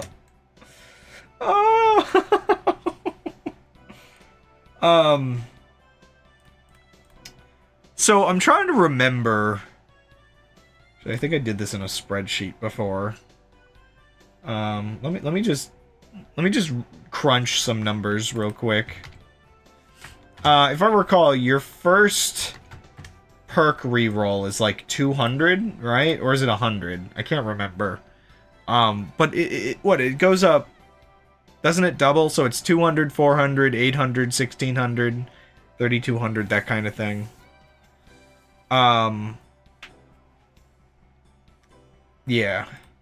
So I had a very specific, like, so 200, let's see. Actually, I think I can just type this here. D2 times 2. Whoa. Wait, what did I do wrong? Oh, recursive. It's D1.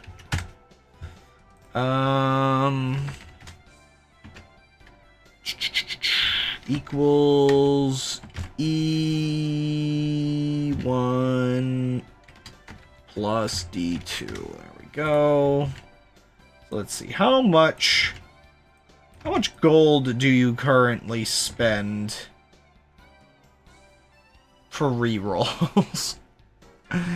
Oh gosh. Oh my gosh. Oh. Oh.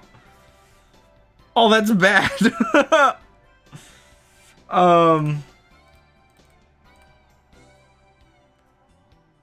Okay, so let's say you manage to get to the reroll machines, like breaking them with like 1600 per reroll or something bad like that. It kind of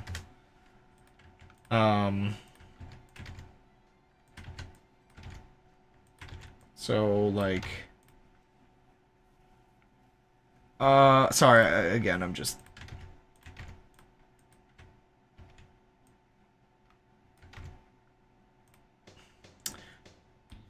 so okay.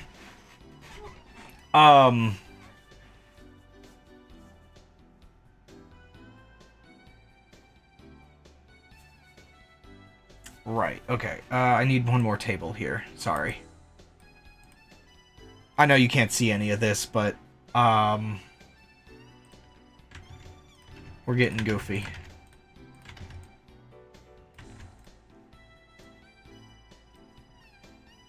So, my thought about rerolls. I would actually like to change the reroll system.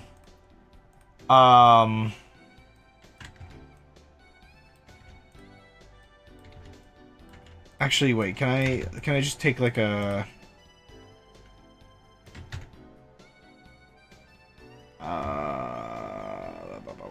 I don't know if screenshots maybe a screenshot will do the trick. I don't know if it's gonna be high enough resolution, but I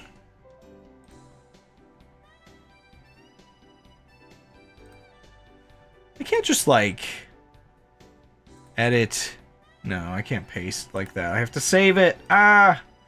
I wish there was an easy way of getting these things. Just like a picture of this on stream. I guess I could have just screen captured, but boy, I do not think spreadsheets look good on stream. Okay, where did my screenshot go? There it is. Okay, so, oh gosh, speaking of which, because I have to like zoom in like this. So currently, the rate at which it goes up per reroll and the amount you have to spend per reroll is like this, where it's just like you spend, so it's 200, 400, 800, and the total amount of gold you spend, you know, it goes up by a bit each time. So like, 1, 2, 3, 4, 5, 6. Like, yeah, by your sixth one, it's already 12,000. 7, 8, 9, 10. 10 is already... So, by 10 of them... I think I might have discussed this before. By 10 of them, you... Like, you're spending the entire gold biome. You're spending the entire gold biome. Like... Jeez... And then like a couple more, and it's just impossible to get enough gold to be able to do that. So when you're breaking the reroll machines, and like let's say you manage to only reroll them, I guess this would be 4 times before you start breaking them, and you're spending this like ridiculous amount of money, you know, it's like it can be relatively cheap to break the reroll machines. Because you're spending the same amount each time. Now, obviously, you know, be twice that or 4 times that. But usually you can kind of get away with it with the gold biome and everything. And then you get like a couple hundred rerolls after that. My proposal, fix reroll breaking. I know that would make all the routes, like, impossible. But, here's my thing. Make the rate at which it goes up in price linear. In early game, this would be, like, a little worse. And maybe you could start at, like, you know, maybe it's... Maybe the first reroll's free. That would be kind of nice. Actually, you know what? From a nice developer point of view of how annoying it is to start a run and then get terrible perks that you just do not care about, the first reroll being free, that's how they hook you. Maybe that's cool, but it goes up linearly 250 per. This means for the early game, it's a little bit more expensive for those first few, though, generally, sort of.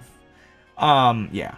But, for the average player, making it go up linearly is so much better.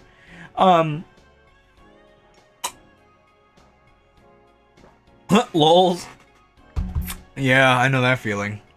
He doesn't want to hear the truth. The truth that it should be linear. But, so, not having it be breakable, but having it go up linearly, it takes quite a while before you get to the cost of the entire gold biome. You can still do, how many is this? Yeah, before you get to the cost of the gold biome, you can do, I think I actually have to add a few here. Yeah, you can do like, 40-ish, I guess. You know what? Everybody's leaving for work.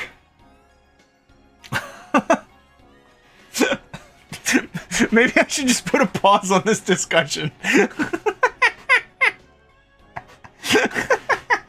is why I need to stop doing these streams on Friday. Oh my gosh. But, I mean, that's kind of the simple thing. Just make it go up linearly. It makes the mid-game more reasonable. And adds a level of, like, actually, I guess that's one weird thing I'm curious about. People usually reroll a lot. You know, you still can get a lot of rerolls, because you're going into parallel worlds, and each parallel world has a gold biome. You know, it's like, eventually, if you're spamming rerolls, you're gonna have to get more gold biomes, but I think it's fine. Because, like, for an average player, if they're rerolling, like, 25 times, you know, they're spending tens of thousands of gold. Which means they have to play well until they can get to digging to the gold biome.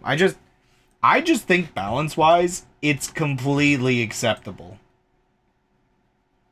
Completely acceptable. Yahoo! Yahoo! Yahoo!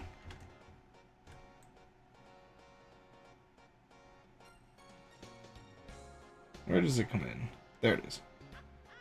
Oh, it's aha, aha. Yaha! I thought it was yahoo. Oh, yeah, whatever. Woohoo!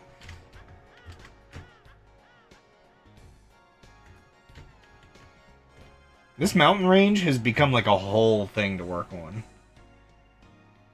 I'm gonna check something real quick. But,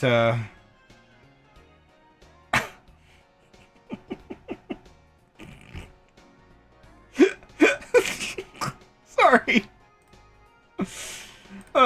My brother just sends me Nico Arc stuff. I should have a Nico Arc emote.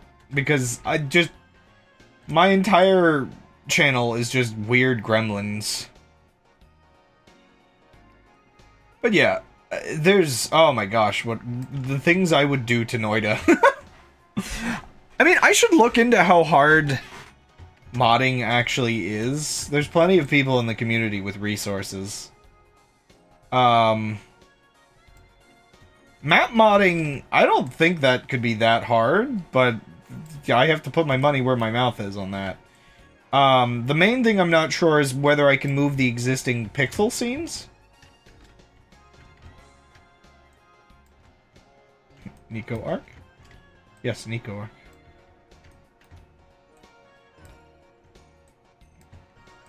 I should just,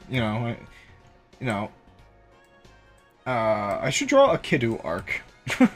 Because, see, that's the funny thing about Nico arc becoming kind of a favorite meme.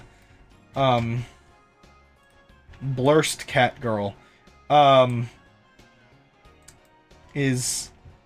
feel like there are vague similarities between the Kittus and the Nico arc in terms of cat girl gremlin energy.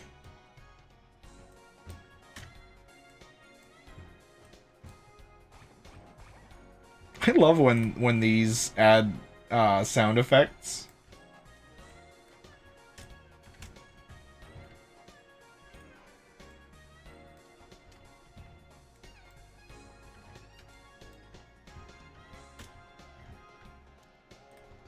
Do do do do do do do.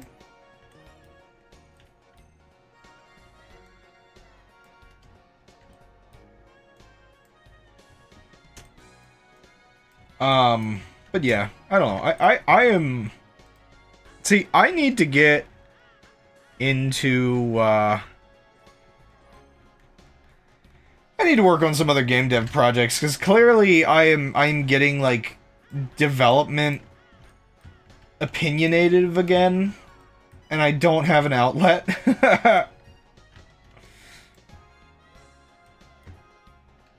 Part of me just needs to figure out what am I doing at this point.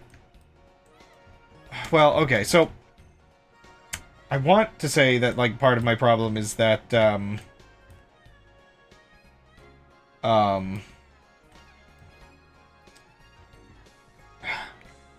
sorry, I'm just thinking through. So part of my problem is that Great Gun Gauntlet has been stuck in stasis for a while.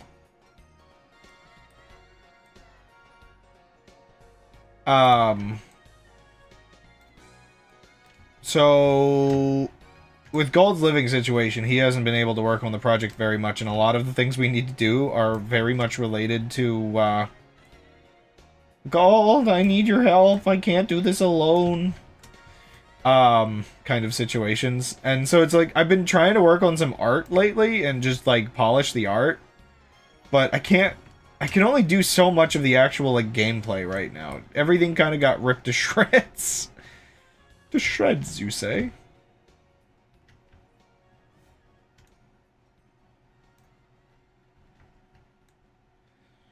And I really just feel bad about that. But, I just want to get this move done, because once we finish moving, we can just focus on game dev so much more. I mean, we have to focus on the house a lot, but, and also maybe focus a bit on homesteading, give or take how worried we are about the economy, which I have so much anxiety about the current state of things right now. Like, well, much like everyone else, are my dreams dead? Not exactly the ideal time to be making video games, economically, I feel. But, like, when is, I guess? See, we finish the game and fully release it when things get better. Never. I mean, what?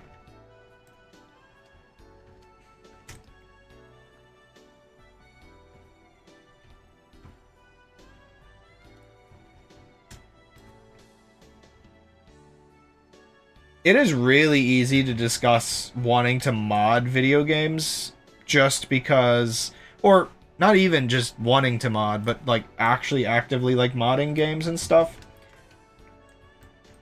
Because of the sheer lack of responsibility of actually like finishing a game project. Like, that is the worst part, is finishing the project. A lot of us that get into the development scene are tinkerers at heart. And modding does scratch the tinkering itch without actually having to, like, finish a whole game.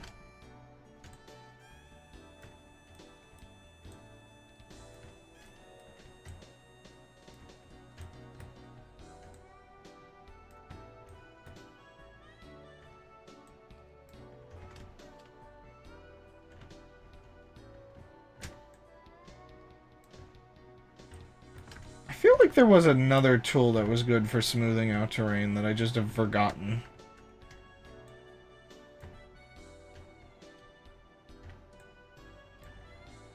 I am slowly figuring out how to better sculpt mountains, and part of it is you want to kind of make it tall and then kind of just, yeah, erode it away, I think makes it look more natural. Because there is a lot of that sort of, like, mountains have, like, you know, erosion patterns and all this other kinds of stuff. And it depends on the kind of terrain the mountain is made out of.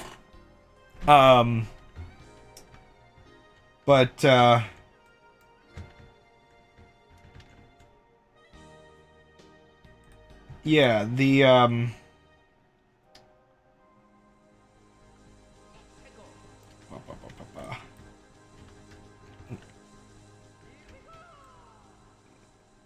yeah, I don't know. I really actually almost now I actually want to just sculpt in Blender at this point. As much as, okay, so like Minecraft.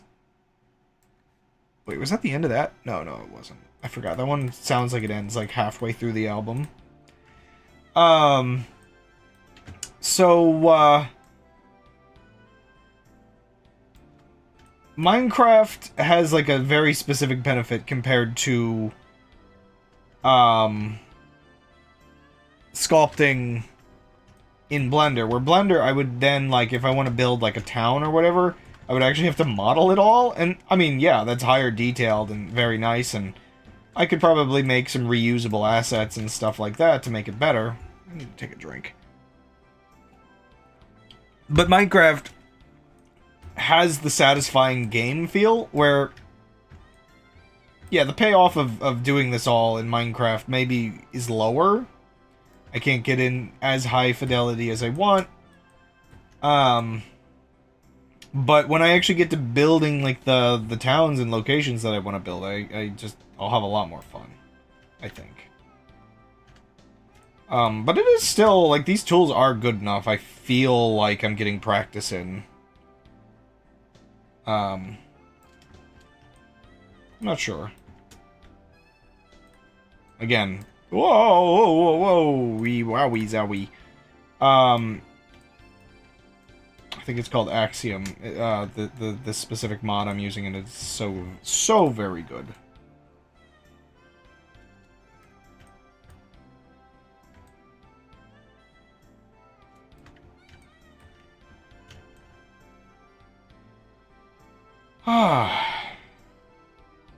I wonder if there would be a way to express certain streams as Crab is in podcast mode. Now it does help. I definitely can tell when I've got my chatty on a topic, I get chatty on the topic as well. But these sculpting streams are 100% podcast mode. I kind of like that about them. So this is the part of the mountains that I'm just trying to figure out how I feel about it. Because I feel like... Let's go back into just regular flying mode. Or, yeah, regular mode. So, this general area here... I have like a house here... Maybe a couple houses over here. Like, just kind of some... Oh, man. Minecraft is really stuttery for me now. You know, maybe like a little bit of, like, riverside farmland. And then, like, a village mostly up in here. And then these, like, valleys kind of, like, stretch out over here as well. I don't want these valleys to be, like... too open though. Like I don't know if this might be like a little pocket where just like a little extra village is. But then like after that I need to make sure at most it's like mountain pass. Also there might be a couple more spots I want to add some like rivers. Cuz at this point I feel like this part of the mountain was probably meant to be like a lake that like eventually like burst out and kind of became this valley over here. So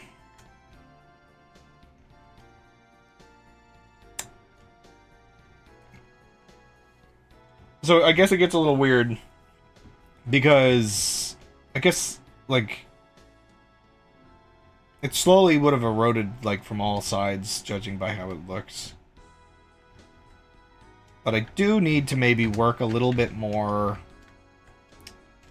on making it feel like it used to be contained. I'm also debating whether the mountains are too spiky.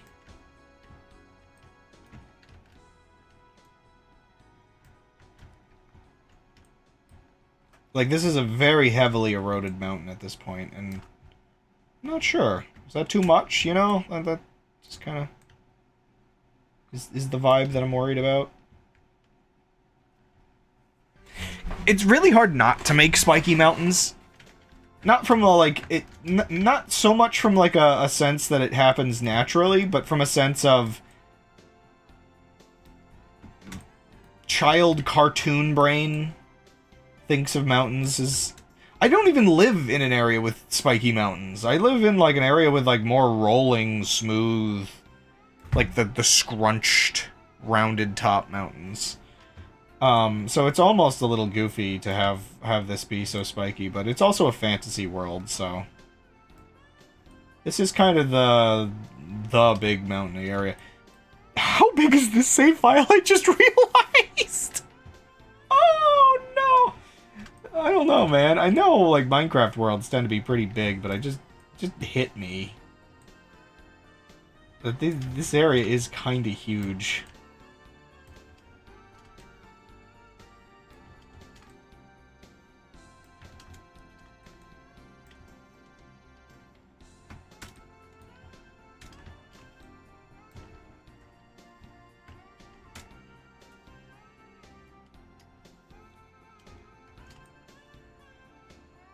Holy moly. So the fact that I want to build an entire village up here has kind of forced my hand into detailing it.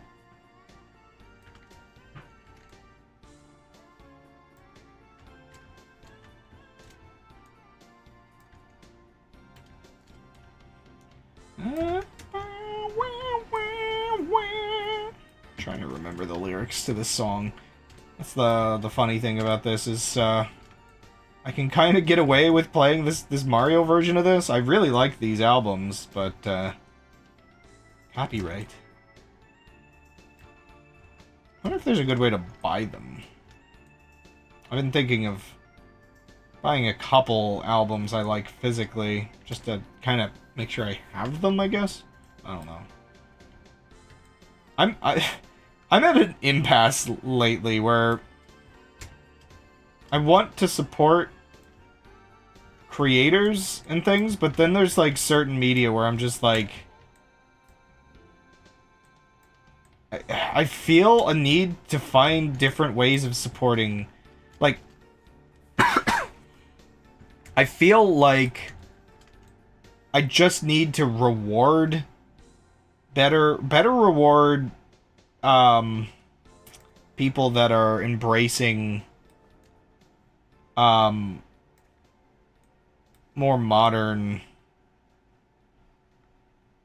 independent release stuff, because I just don't want to support big industry at this point in my life.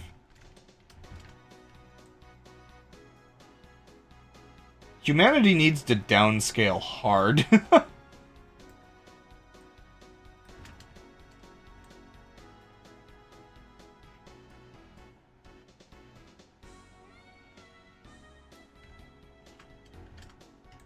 I guess that's the messed up thing, is that's kind of the purposeful stranglehold industries are built around. They know that if you really want to make money on stuff, and I don't know if this really applies to the specific songwriter that I'm like talking about for the original albums of these, but 'cause I feel like these came out years ago as well. But I guess I'm thinking things like, I do listen to a lot of indie musicians. You've got your Lemon Demons, your Tally Hall, which, again, I know they kind of... That's an awkward one, because I feel like they did have issues with their record people, but I'm not sure. So it's just like, you know... Does the money even go to them anymore, is like one of the messed up thoughts I have if I buy something Tally Hall related. But yeah, you've got your Lemon Demon, your Tally Hall, you know, some Jack Stauber. He's an odd one because he's just more weird music than things I listen to regularly. Red Vox. You know, it is interesting because, like, Red Vox is an interesting example of, like, diversifying your career. I know Vinny did music before he did streaming, I'm pretty sure, but, I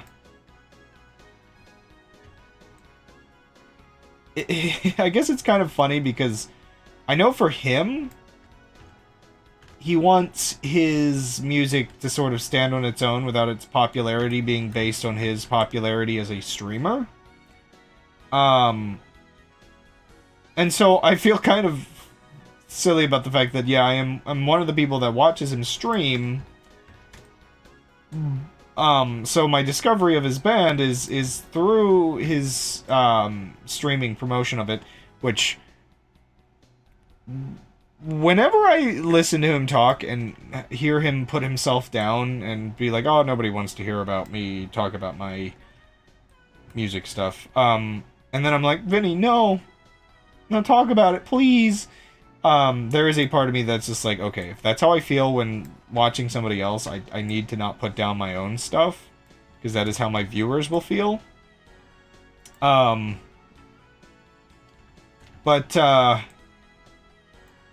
Yeah, so while I am one of those examples of somebody that did find it, because I watch his streams, at the same time, I actually do find a lot of his music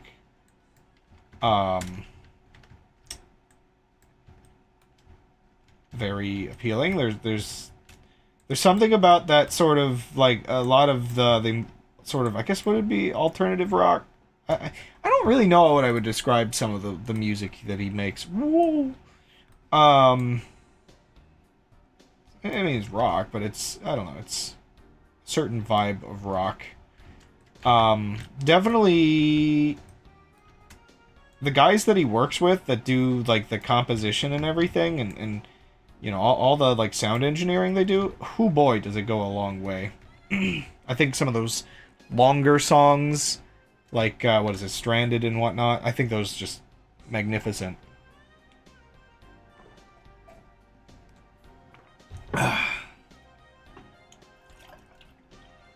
But, oh.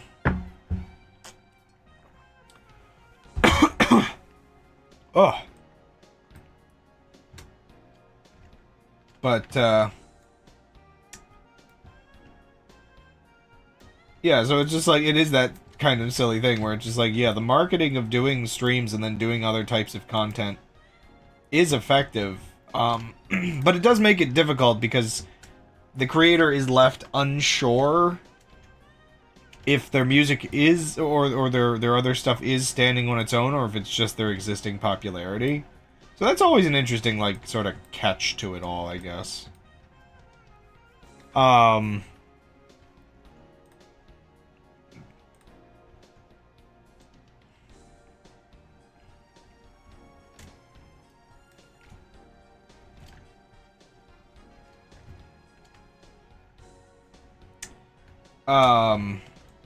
But I definitely, for a lot of these, bands I listen to, definitely end up feeling like they stand on their own. I mean, especially, like, so, like, Lemon Demon and Tally Hall I found on my own. They just popped up, and, like, Lemon Demon's funny because Neil Cicierega is, like, just that guy that you don't realize how many of his videos you've watched until you start, like, being like, oh, what else has this guy done? And then it's just like, oh, I've listened to several of your albums now, but I've also, like, seen a bunch of your, like, weird YouTube videos and stuff in the past.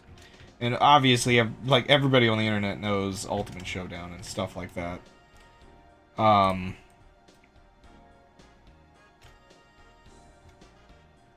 But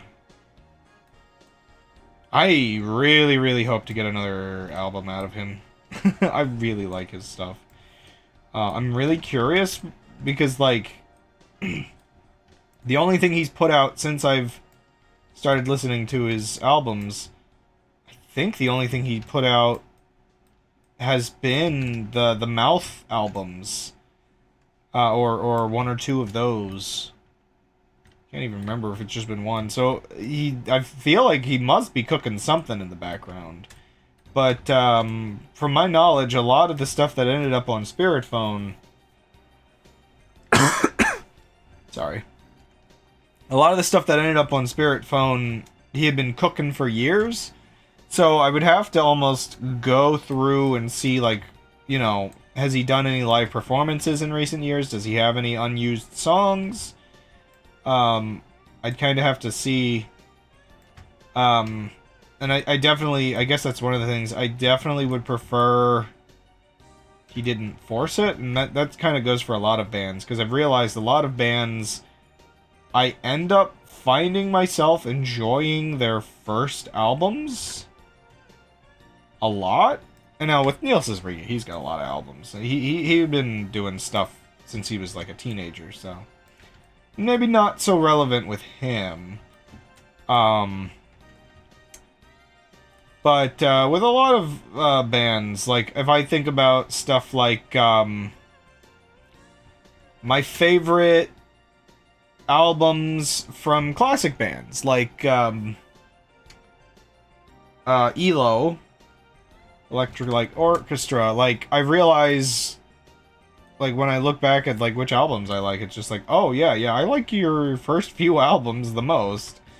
I think, I'm trying to remember, actually, ELO albums. Electrolyte Orchestra.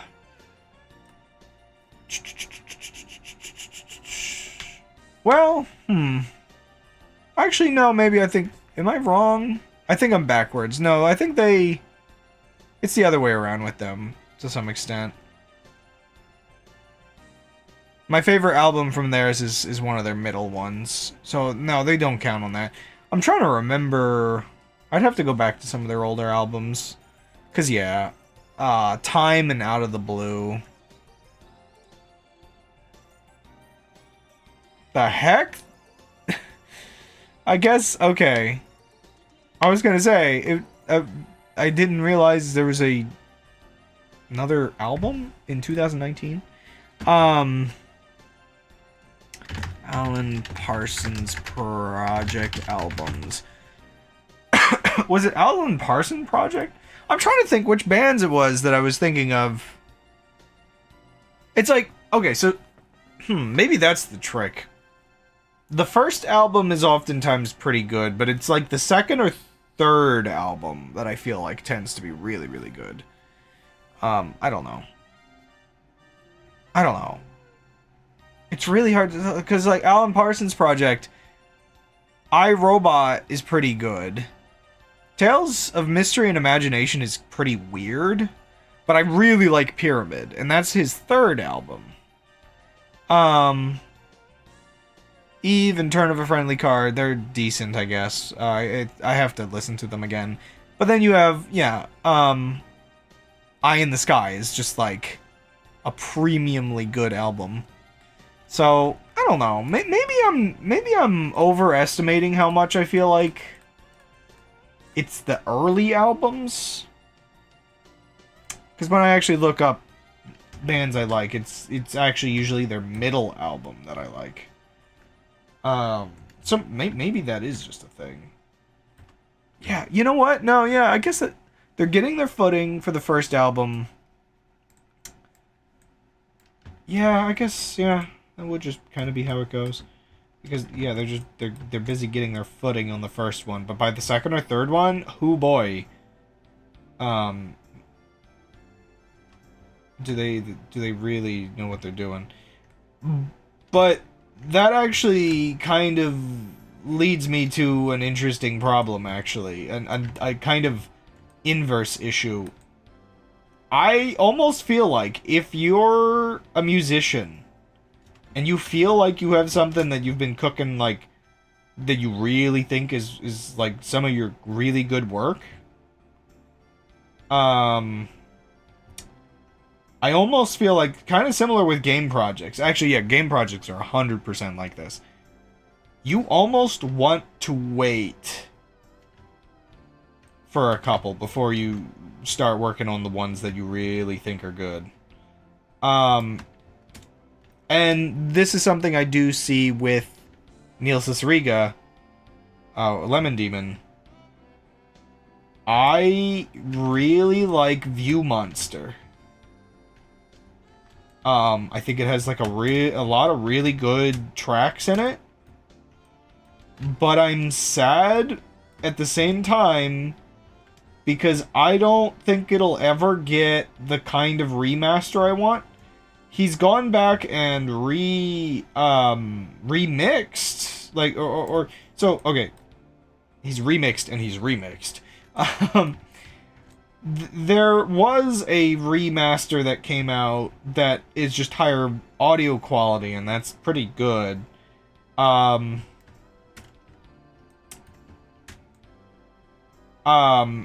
And he's done, like, there was like a little album his band did. Whoa, that's interesting. What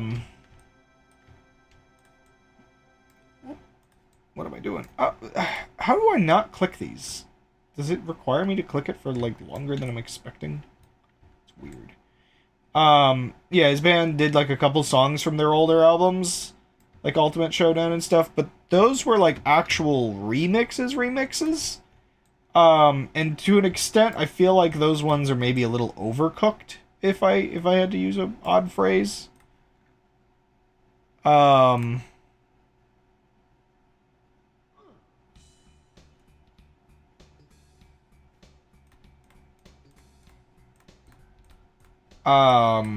They're fun, and they're like fun revisits, but I almost just would rather the original songs Like, obviously the point of the little, like, EP wasn't to do this, but I would really just rather the songs re-sung, and just remastered in general. And I just think View Monster had, like, a lot of really fun, good stuff going for it, but Neil hadn't, well, his microphone quality wasn't, amazing at the time. There's only so much the other remaster could do to mitigate that. You can kind of tell that it's missing some tones, I guess.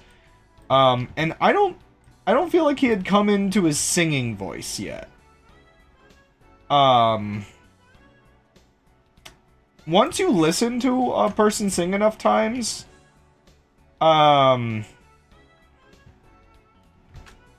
you get used to it, but on first listens, it's pretty rough. So that, unfortunately, with Redvox, it's the same sort of way with some of their albums. I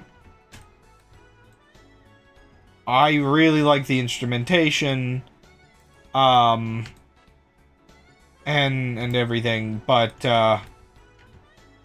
I will admit there are pretty mixed results on Vinny's singing voice. I can't imagine the sort of anxiety that comes along with, especially now that he's doing live shows, with, like, having all of this, like, music stuff you're doing, but then, it hinges really hard on whether people like your singing voice, which, you know, sometimes this is admittedly why I like some of the longer instrumental segments, is just because I don't have to, like, think about that kind of stuff as much. So it's like I don't like being, like, super blunt about it, but you know, sometimes it doesn't really sound amazing. But his newer albums, he's gotten better. So, like, I don't know if, so that's the one thing. I know, like, the weird thing with some of these is to an extent they're, you know, once and done. Now that he's doing concerts, he's memorizing some of the songs again, but I don't know if he would ever re-sing any of his older ones to just get a little bit better of a tone out of some of the bits. And maybe I'm being a little too judgy about it, but I do think some of the older stuff does have some good stuff going for it. But that I just feel like deserves, like, I don't know, a slight remaster or something at some point.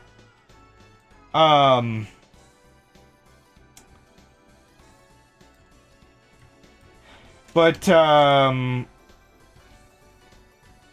yeah, so, the Neil Cicierega, though, unfortunately, out of everybody, some of his older stuff very, very feels like it needs some work.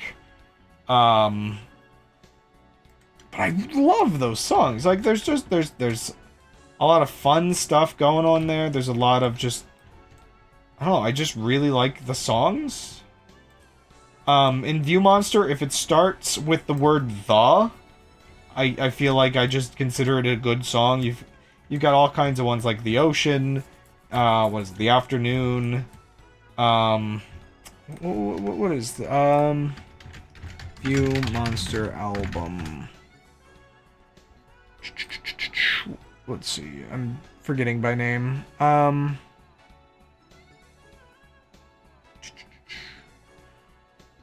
Like, the second half of the album is definitely the better half, in my opinion.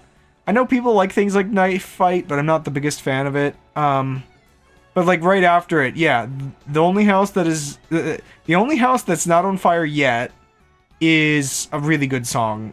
There's just specific, almost nostalgic vibes with the way these songs are.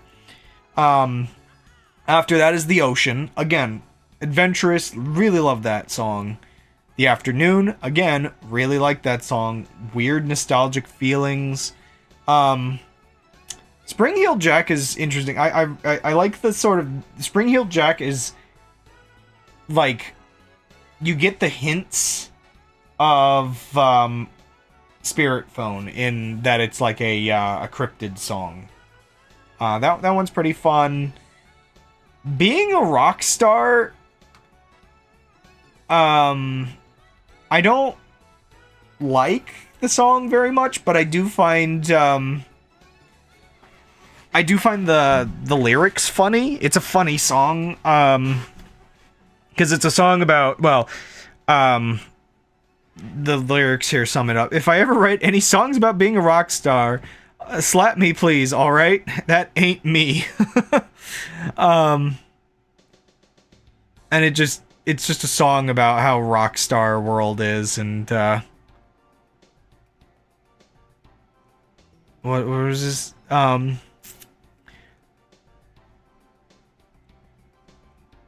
Let the big boys play. They're the ones who wanted to become the very image they create. Now that's all they are. They're the ones with nothing but a lifestyle to which no one can relate, but they play guitar. Don't you see how cool they are? But also the lyric right after that. Oh no, they take it too far. Now all the greatest love songs are secretly about heroin. Like, the song doesn't sound very good in my opinion, but it's kind of hilarious. It is quintessential early Lemon Demon. Ask for Nothing's pretty decent. Another weirdly nostalgic sounding song. The Satirist's love song I don't really like very much. The Machine is amazing. Bill Watterson is unhinged. Something Glowing is really good. But then, like, the earlier part of the album. Amnesia Was Her Name. Kind of interesting, but not great. I don't know. Again, maybe if he re-sung these, I would love them a lot more. It's just he doesn't have a very good singing voice in the older albums. Market Land is goofy. Oh, The Man in Stripes and Glasses, I think, has grown on me in over time. But, yeah, View Monster is a really good album that suffers from being kinda old. Because I could be wrong, but he might have still been, like, a teenager at the time. I'm not sure. Actually, let me look that up. 1 second. So, View Monster came out in 2008. Neil Cicierega was born in 1986. Oh, wait. No, let's see. No, okay. He would have been, I guess, young adult, right? Or wait. No? What? So, no. Yes. Wait, no, sorry. My brain is broken.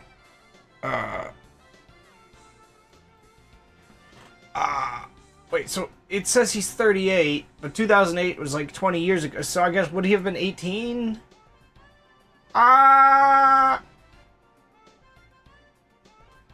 Wait, is this correct? Oh man, my brain is broken. I don't even know.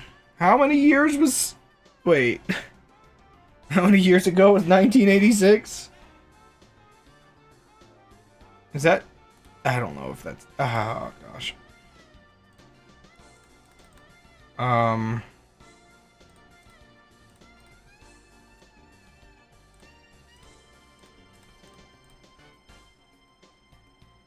Yeah. Yeah. Yeah. Okay.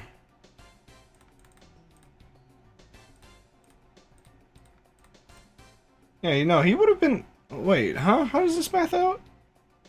No, I think I carried a number wrong. Because he would have been in his early 20s. I was right the first time. Yeah, something didn't... Right, no, 2008 wasn't 20 years ago. That was only like... Okay. Oh my gosh, my brain is fried! That's basic math. I think I saw his age... and just subtracted 20 on that. That's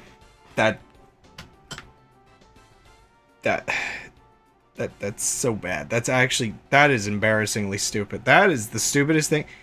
Lynn's over here thinking I can do math, and then I make that kind of mistake. Holy moly, dude. Turns out I'm actually stupid.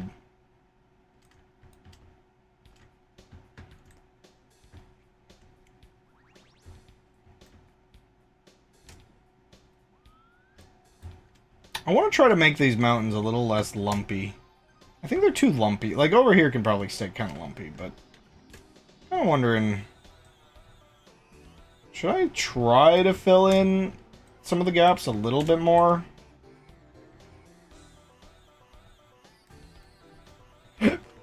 Excuse me.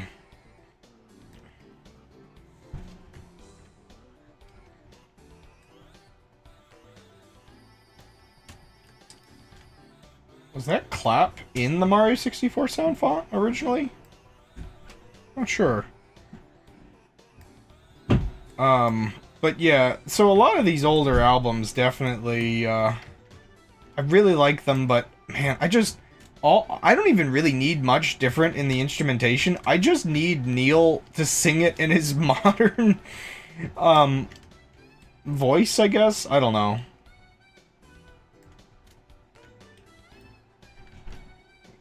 That's all I need. I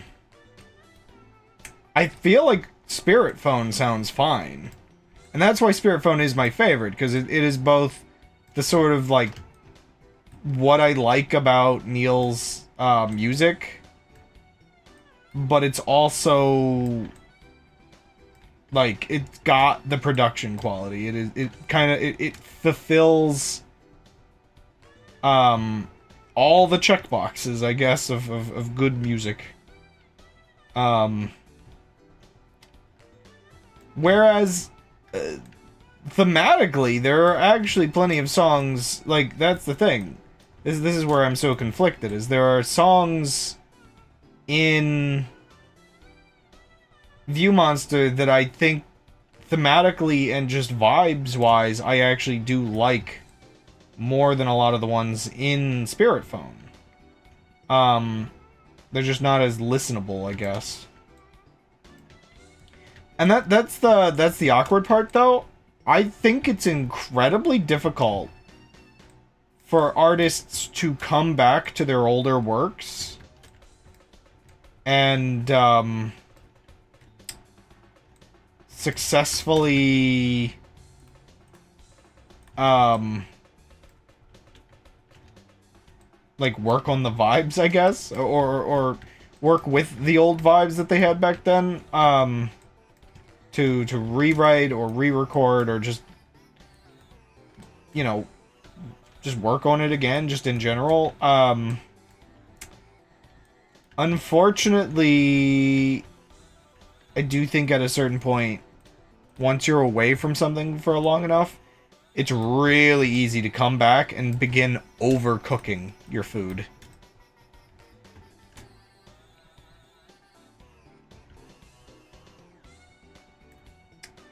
I mean, that's where I talk about things like One Punch Man a lot. That got, like, overcooked like crazy, if you ask me.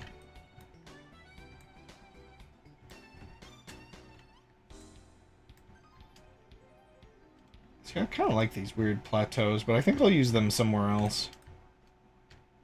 What I need to do...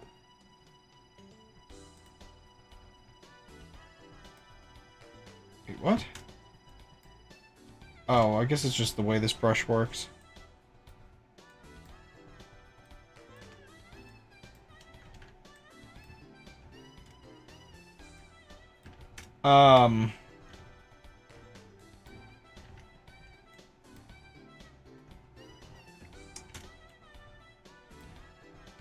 But yeah, so that's my only worry is, again, like,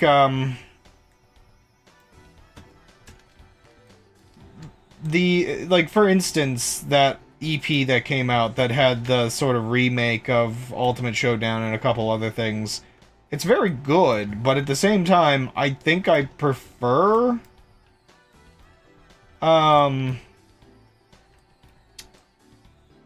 a lot of how the original Ultimate Showdown feels.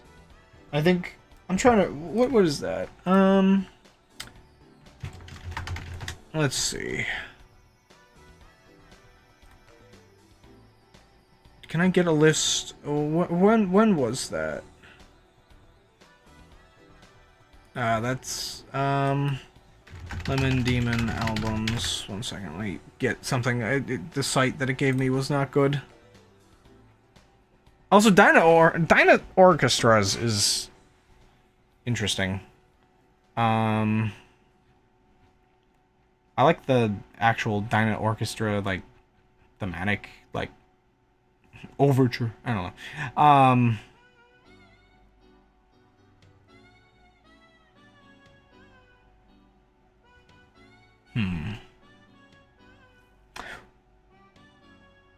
Was it Live Only Not that I'm thinking of? Also, I forgot that there is a 2009 version of Ultimate Showdown. Now I'm curious about that. 1, 2, 3, 4, 5, 6 Pokemon.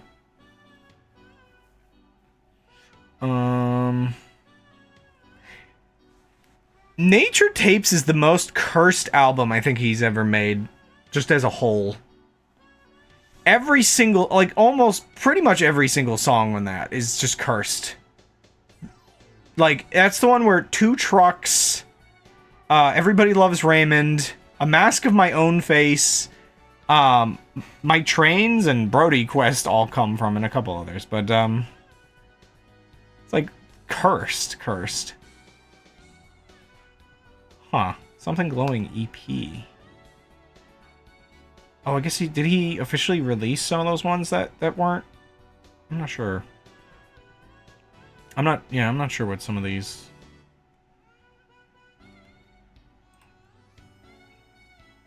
Huh. Okay, now I'm really curious about that Something Glowing EP because I don't know, I don't know, it's got a couple tracks that I guess were unreleased before.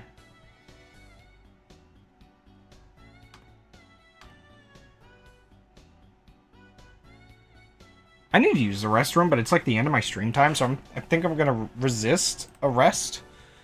Sorry, now I just want to like look through some of his things. But yeah, I have to go through because like I can't remember the differences for Spring Heel Jack and some of the other things on the track lists of Live Not Only Not. I mean, they're probably plenty fine. It's just,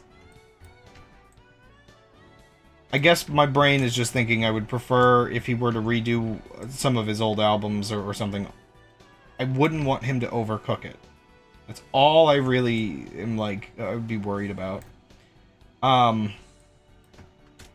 yeah, some of what I was saying earlier though about content creators and whatnot making like music and stuff. Or kind of getting away from their existing popularity and doing their own thing. That is one thing I'm glad with Redvox and Vinny. I am glad that he might do one eventually, but I'm glad that he doesn't really do like the Blood Bagel type albums much. That is the most like that stuff feels like it exists because of his existing kind of edgy like stream joke stuff. And I mean, again, like Neil Cicierega does some of these like cursed albums sometimes, but Vinny's such an odd person, because I watch so much of his streams, but, like, a lot of times he's really entertaining, and then he's got this, like, very specific secondary sense of humor from when he was, like, a kid that still lingers, that is just, like, the most just... Oh, boy. Yo, we got Hamus, Dale, and Dale. The bot is doubling it up today. Is this an implication that the two two cycles theory is right and the bot is telling us?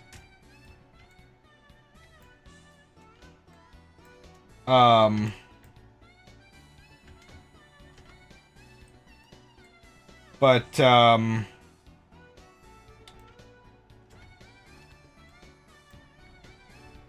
yeah, so I'm kind of glad he's been doing more of what feels like the serious albums, I guess.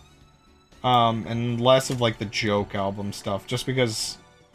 I don't know, it is odd to me. It feels like the joke albums oftentimes reflect his worst, like, the worst things about his sense of humor, of all things. Very,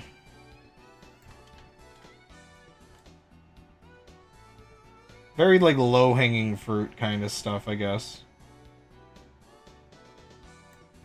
At least it feels like that.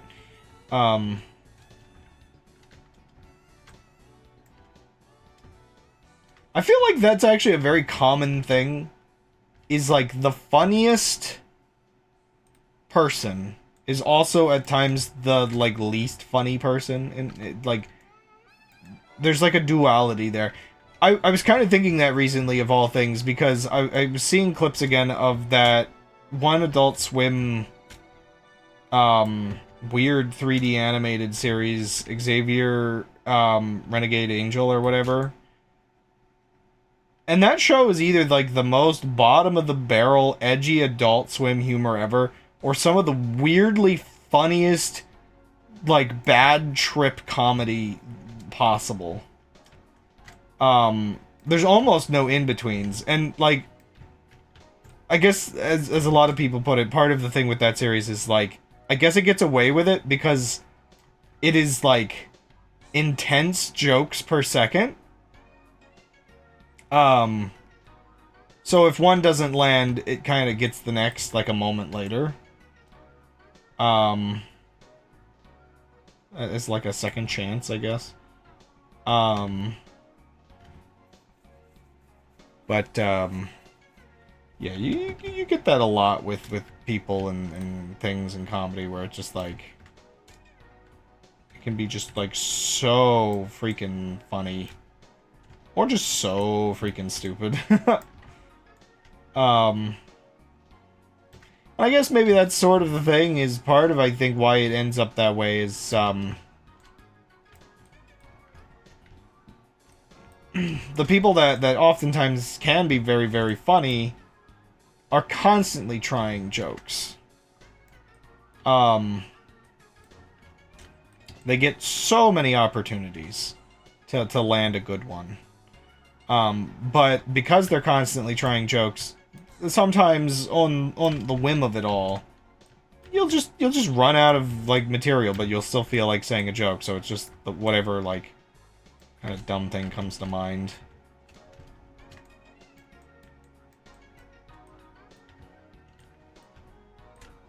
I think that's why, arguably, being a less edgy person, for me, it's a different form of low-hanging fruit, and that is repeating memes. Would be sort of when I'm, like, kind of acting funny or being silly or whatever, and I'm having things not land. It's oftentimes repeating an old joke or a meme or referencing something, doing a funny voice. It's just your brain is gravitating towards making a joke, but you don't have anything, so you just fall back. And so I guess it's interesting because I will note my distaste for crass jokes as a fallback, but it's not like I'm not guilty of having humor fallbacks. I'm very guilty of it. It's just, I arguably, instead of being a case where the humor is very subjective, I guess the case for me is it's more so a case of it's possibly more boring the way my fallbacks are, just because my fallbacks aren't anything new. It's only funny from the sort of way that watching a comedy show over and over is funny. And you know what? People do watch things like The Office over and over again, so I guess maybe it still is subjective whether you find it funny. Oh man, that's weird to think about, actually. Everything's subjective. Redesign your logo. See, fallbacks, referencing music, but music from an album that I just talked about. It's relevant. Is that my comedy fallback? To be like, no, actually. I don't know. You see, I'm a genius. You see, I'm a genius. By aligning the crystals, I can go forward in time to undo the backwardsness in time that I have gone. I don't know, I feel like the weird tone of that Renegade Angel show is very copyable. I could see other people getting, like, addicted to just, like, talking like him.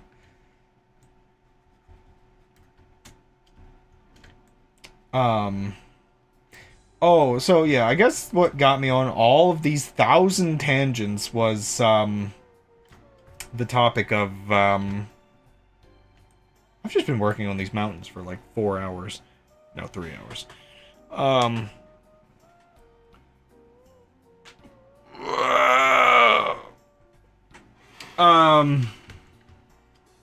don't feel like I've done that much progress today. Oh my gosh.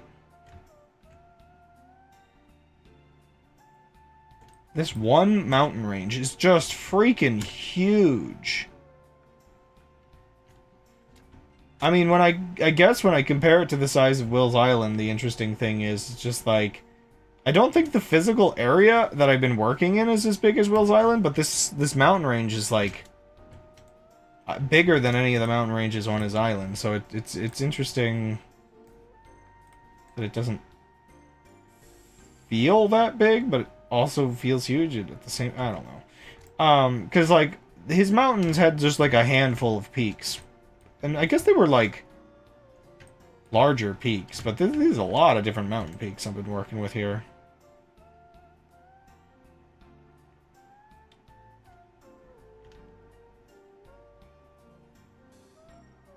I have been maybe sculpting this slower than I could probably be doing. I'm also wondering, maybe it would be a better strategy to just put a lot of material down and sculpt it away instead of adding the material up and then down again. Oh yeah, but yeah, so what I was saying, what got me on the tangents is, yeah, just feeling like I need to support creators that find ways of getting out of, like, the big industry stuff. Because it is kind of messed up, because some of these creators that I've been talking about, I do remember, you know, for things like merch, they do have to work with larger companies. And even in those cases, like, they'll go through, like, a brand deal, and it'll, like, work out for a while, and then, like, something will happen where they basically get scammed by the people running the thing. But I think because they don't have, like, publishers, I guess it's interesting, because publishers are supposed to give you leverage. They'll make deals for you, they'll, you know, they'll advertise for you, they'll do a bunch of stuff. But, kind of in the end, a lot of times in the modern day, as like any sort of like indie creator, I feel like publishers are almost a poison pill, because in these cases where a lot of these creators might be like, maybe like they don't like a certain merch store they're working with or whatever, they can just cancel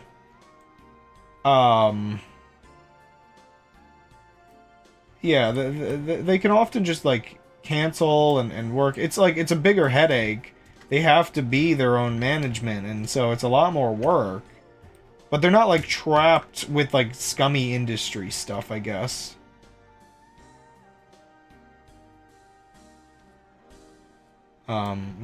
Whereas I feel like publishers, if something stupid happens, you're kind of trapped in your contract for a while.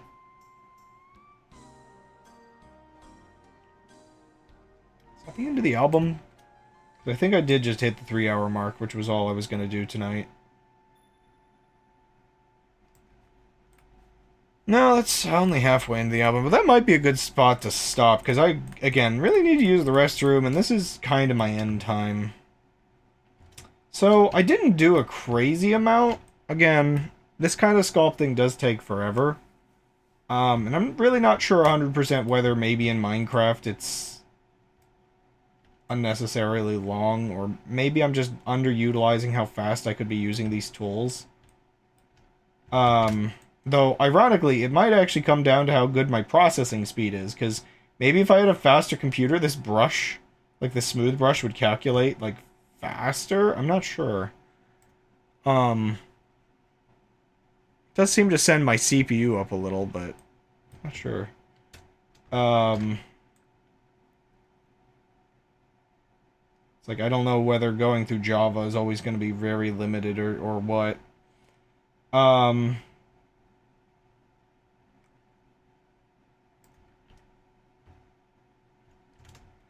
I might just like polish around the village. The thing I want to get to a point where it feels like this like central little area is filled in, or like it, so like is surrounded by mountains. So this area, I do need to get it to feel like this area is like. Okay, so you know the village in Breath of the Wild. It's not my intention for it to be that way. But I kind of feel like, yeah, it just has to feel like this is slightly claustrophobic. And I would be kind of happy with it. Ugh, sorry, I just realized putting forest up here is going to be a pain. But yeah, I just have to get it to a point where it feels like the mountain passes are like mountain passes. Right now they just kind of feel like little open areas. So I think I need to start like closing off these edges, and sort of figure out like what is like the sort of route that it would go down the mountain. And then I'll be able to feel like this area is this area is good. Anyway, but yeah, finishing off the stream for tonight. Tomorrow, I think I'll play more Zelda 2. I do want to finish it.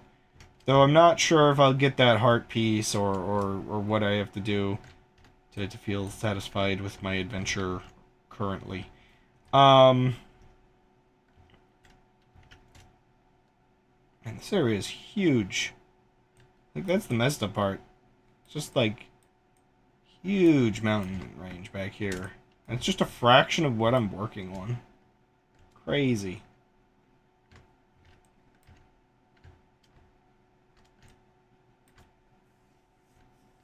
This area's a little weird, because I actually think I'm going to have to just dig to get this to go where I, like, over here is, like, just downhill.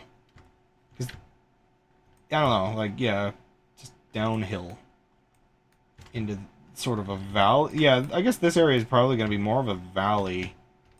So, like, I'll probably do, like, a little bit of, a little bit more of this, sort of raising the edges. Maybe I should, like, do just a little bit more here. Kind of signify what the plans are.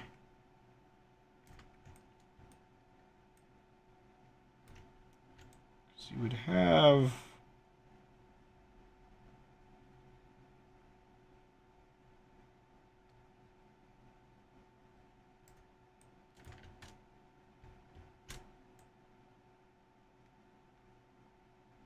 Yeah, I'm just, like, not 100% sure what the shape is.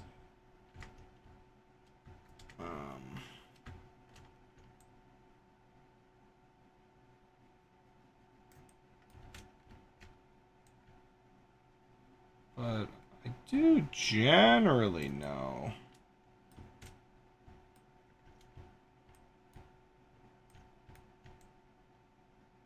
that I would kind of keep it like this.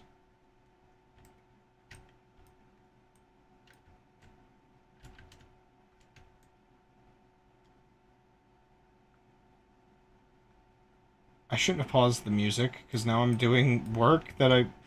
why am I like this? Actually, you know what? Pausing the music is perfect, because it'll discourage me from keeping going forever. Awkward silence until I end the stream, you know?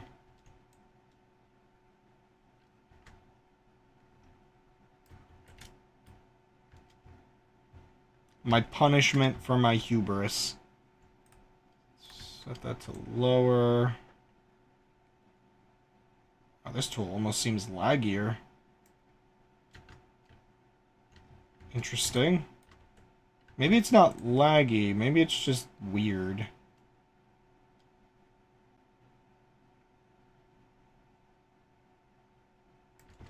Is that too much? I feel like that's too much. Okay, turns out lowering the terrain is going to be more awkward than I thought.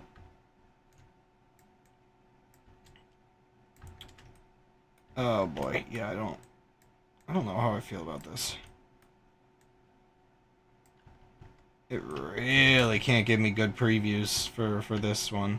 I think I understand why, because like how do you can render things on top of the terrain, but how do you render things like in the terrain?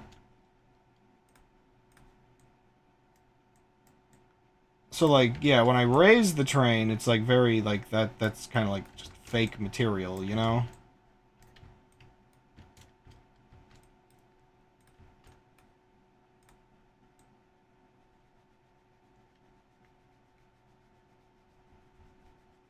Well, see the plains areas are going to be like so much easier to work with in general compared to the mountains. It's just slightly awkward because like smoothing everything is like the laggiest thing in the world.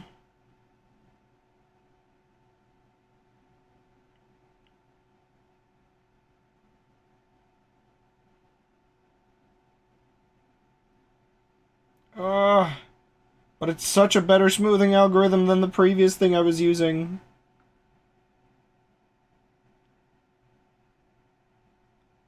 I get a bad feeling I'm going to be able to tell where I've made mistakes. Yes, smooth. Smooth it all.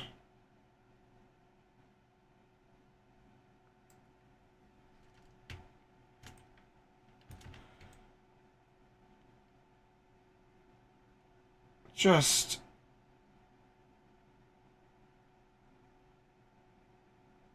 smooth it all. And then I can end the stream. I feel like this happens every single time. I'm like, oh yeah, I'm gonna end the stream. Let me do a little more work. I think it's just that desire to do like little things that go really quick.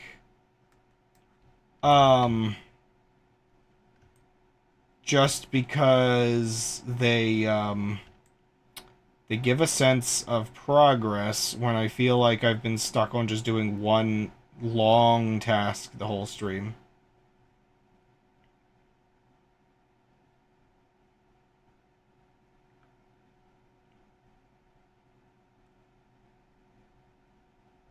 Yes. So smooth.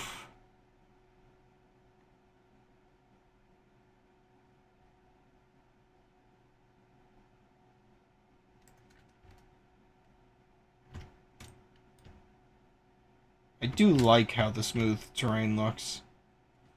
Again, I feel like I remember advice from a while ago about not going too crazy with the smoothing. But I think that was just about being selective for where it gets smoothed. And that's why, like, the final steps on the mountains tend to be, like, sharpening the edges after smoothing them. Like, they need to be smoothed, but maybe not as smooth as they end up. But the plains, yeah, the plains should just be smooth.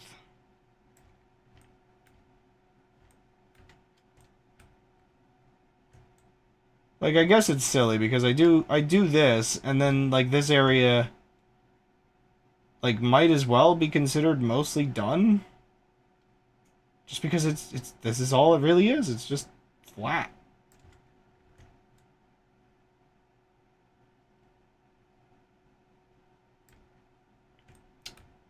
But you can kind of tell. You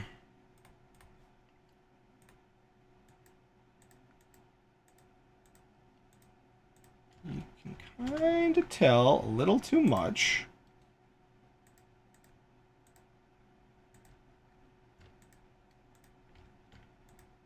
Where I use the different tools.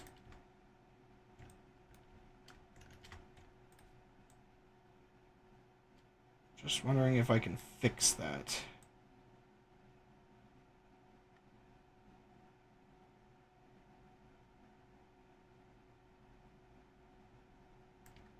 Maybe a little bit. But there is this, like, plateau effect that I don't like.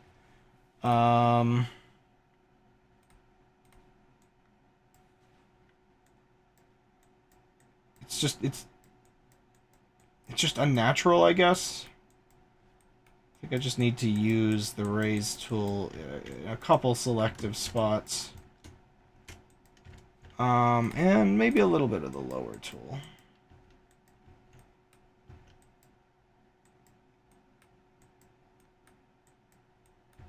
Just a little bit to get those edges nicer.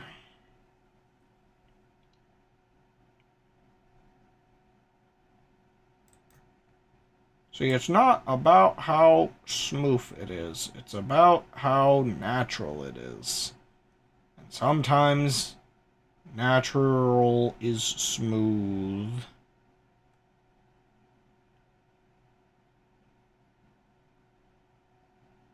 Sometimes it's not. And that's why cliffs exist. The antithesis of smooth.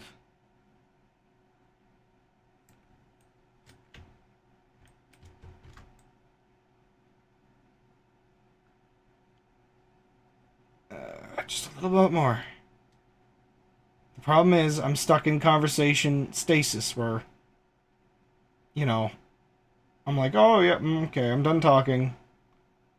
I can't start a new topic because I know I'm ending the stream. Foolish decisions have been made.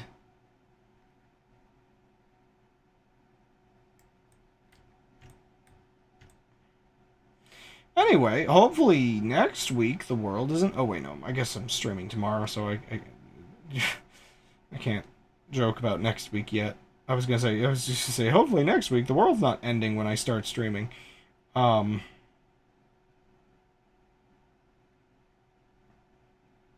Again, I feel like just this will be very relevant tomorrow.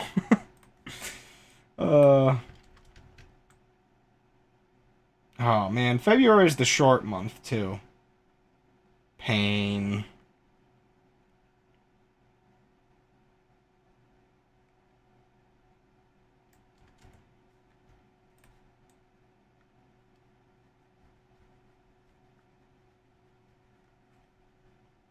Okay.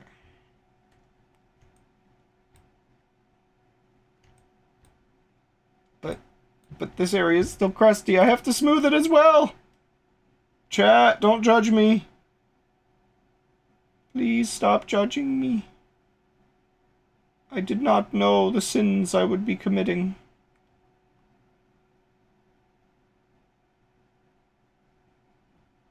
The end of stream sins.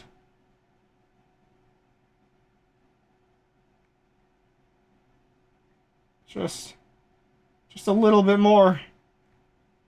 It's also really weird because I keep forgetting I'm on camera, and then I'm like, oh yeah, me with my kind of face going, and it's just...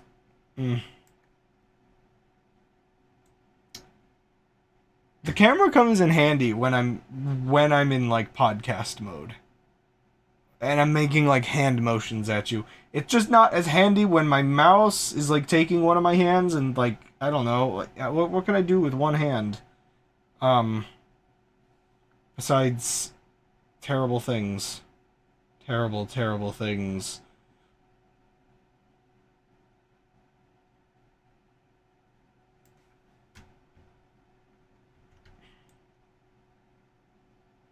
It only takes one hand to end your career. I mean, what?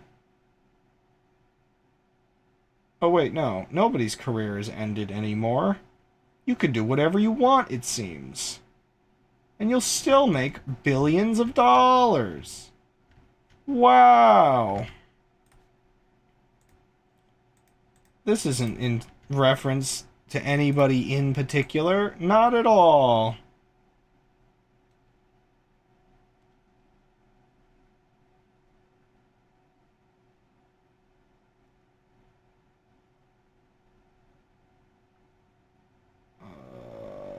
Smooth it all.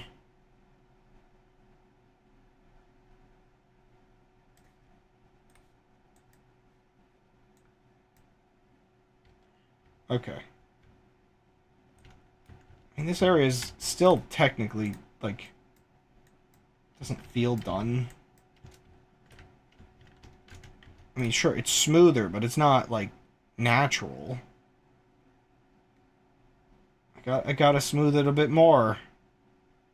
The smoothing will continue until morale improves.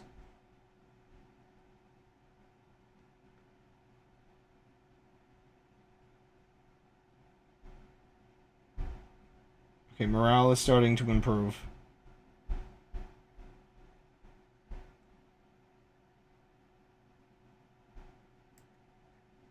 What was all that? I swear I just heard a bunch of banging.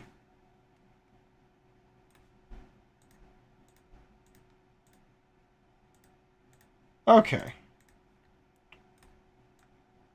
Oh, okay. Didn't mean to delete that one. That one, well, you know what? No, delete it. It's good. Okay. So close. Just this one more bit of smoothing. And that's it. That's it.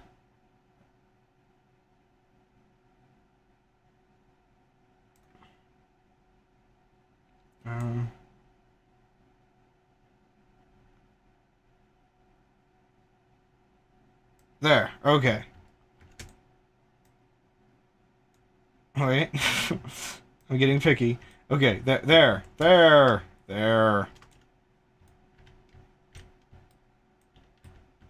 Okay. Ignore the fact that that entire area needs work. Oh no, it's unloading the good stuff. Whatever. Ending stream before I do more work.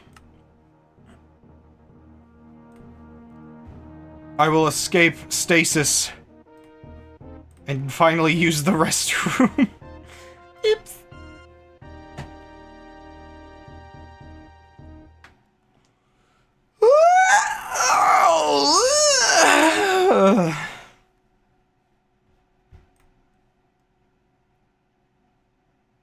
Bye-bye. Thank you all for watching.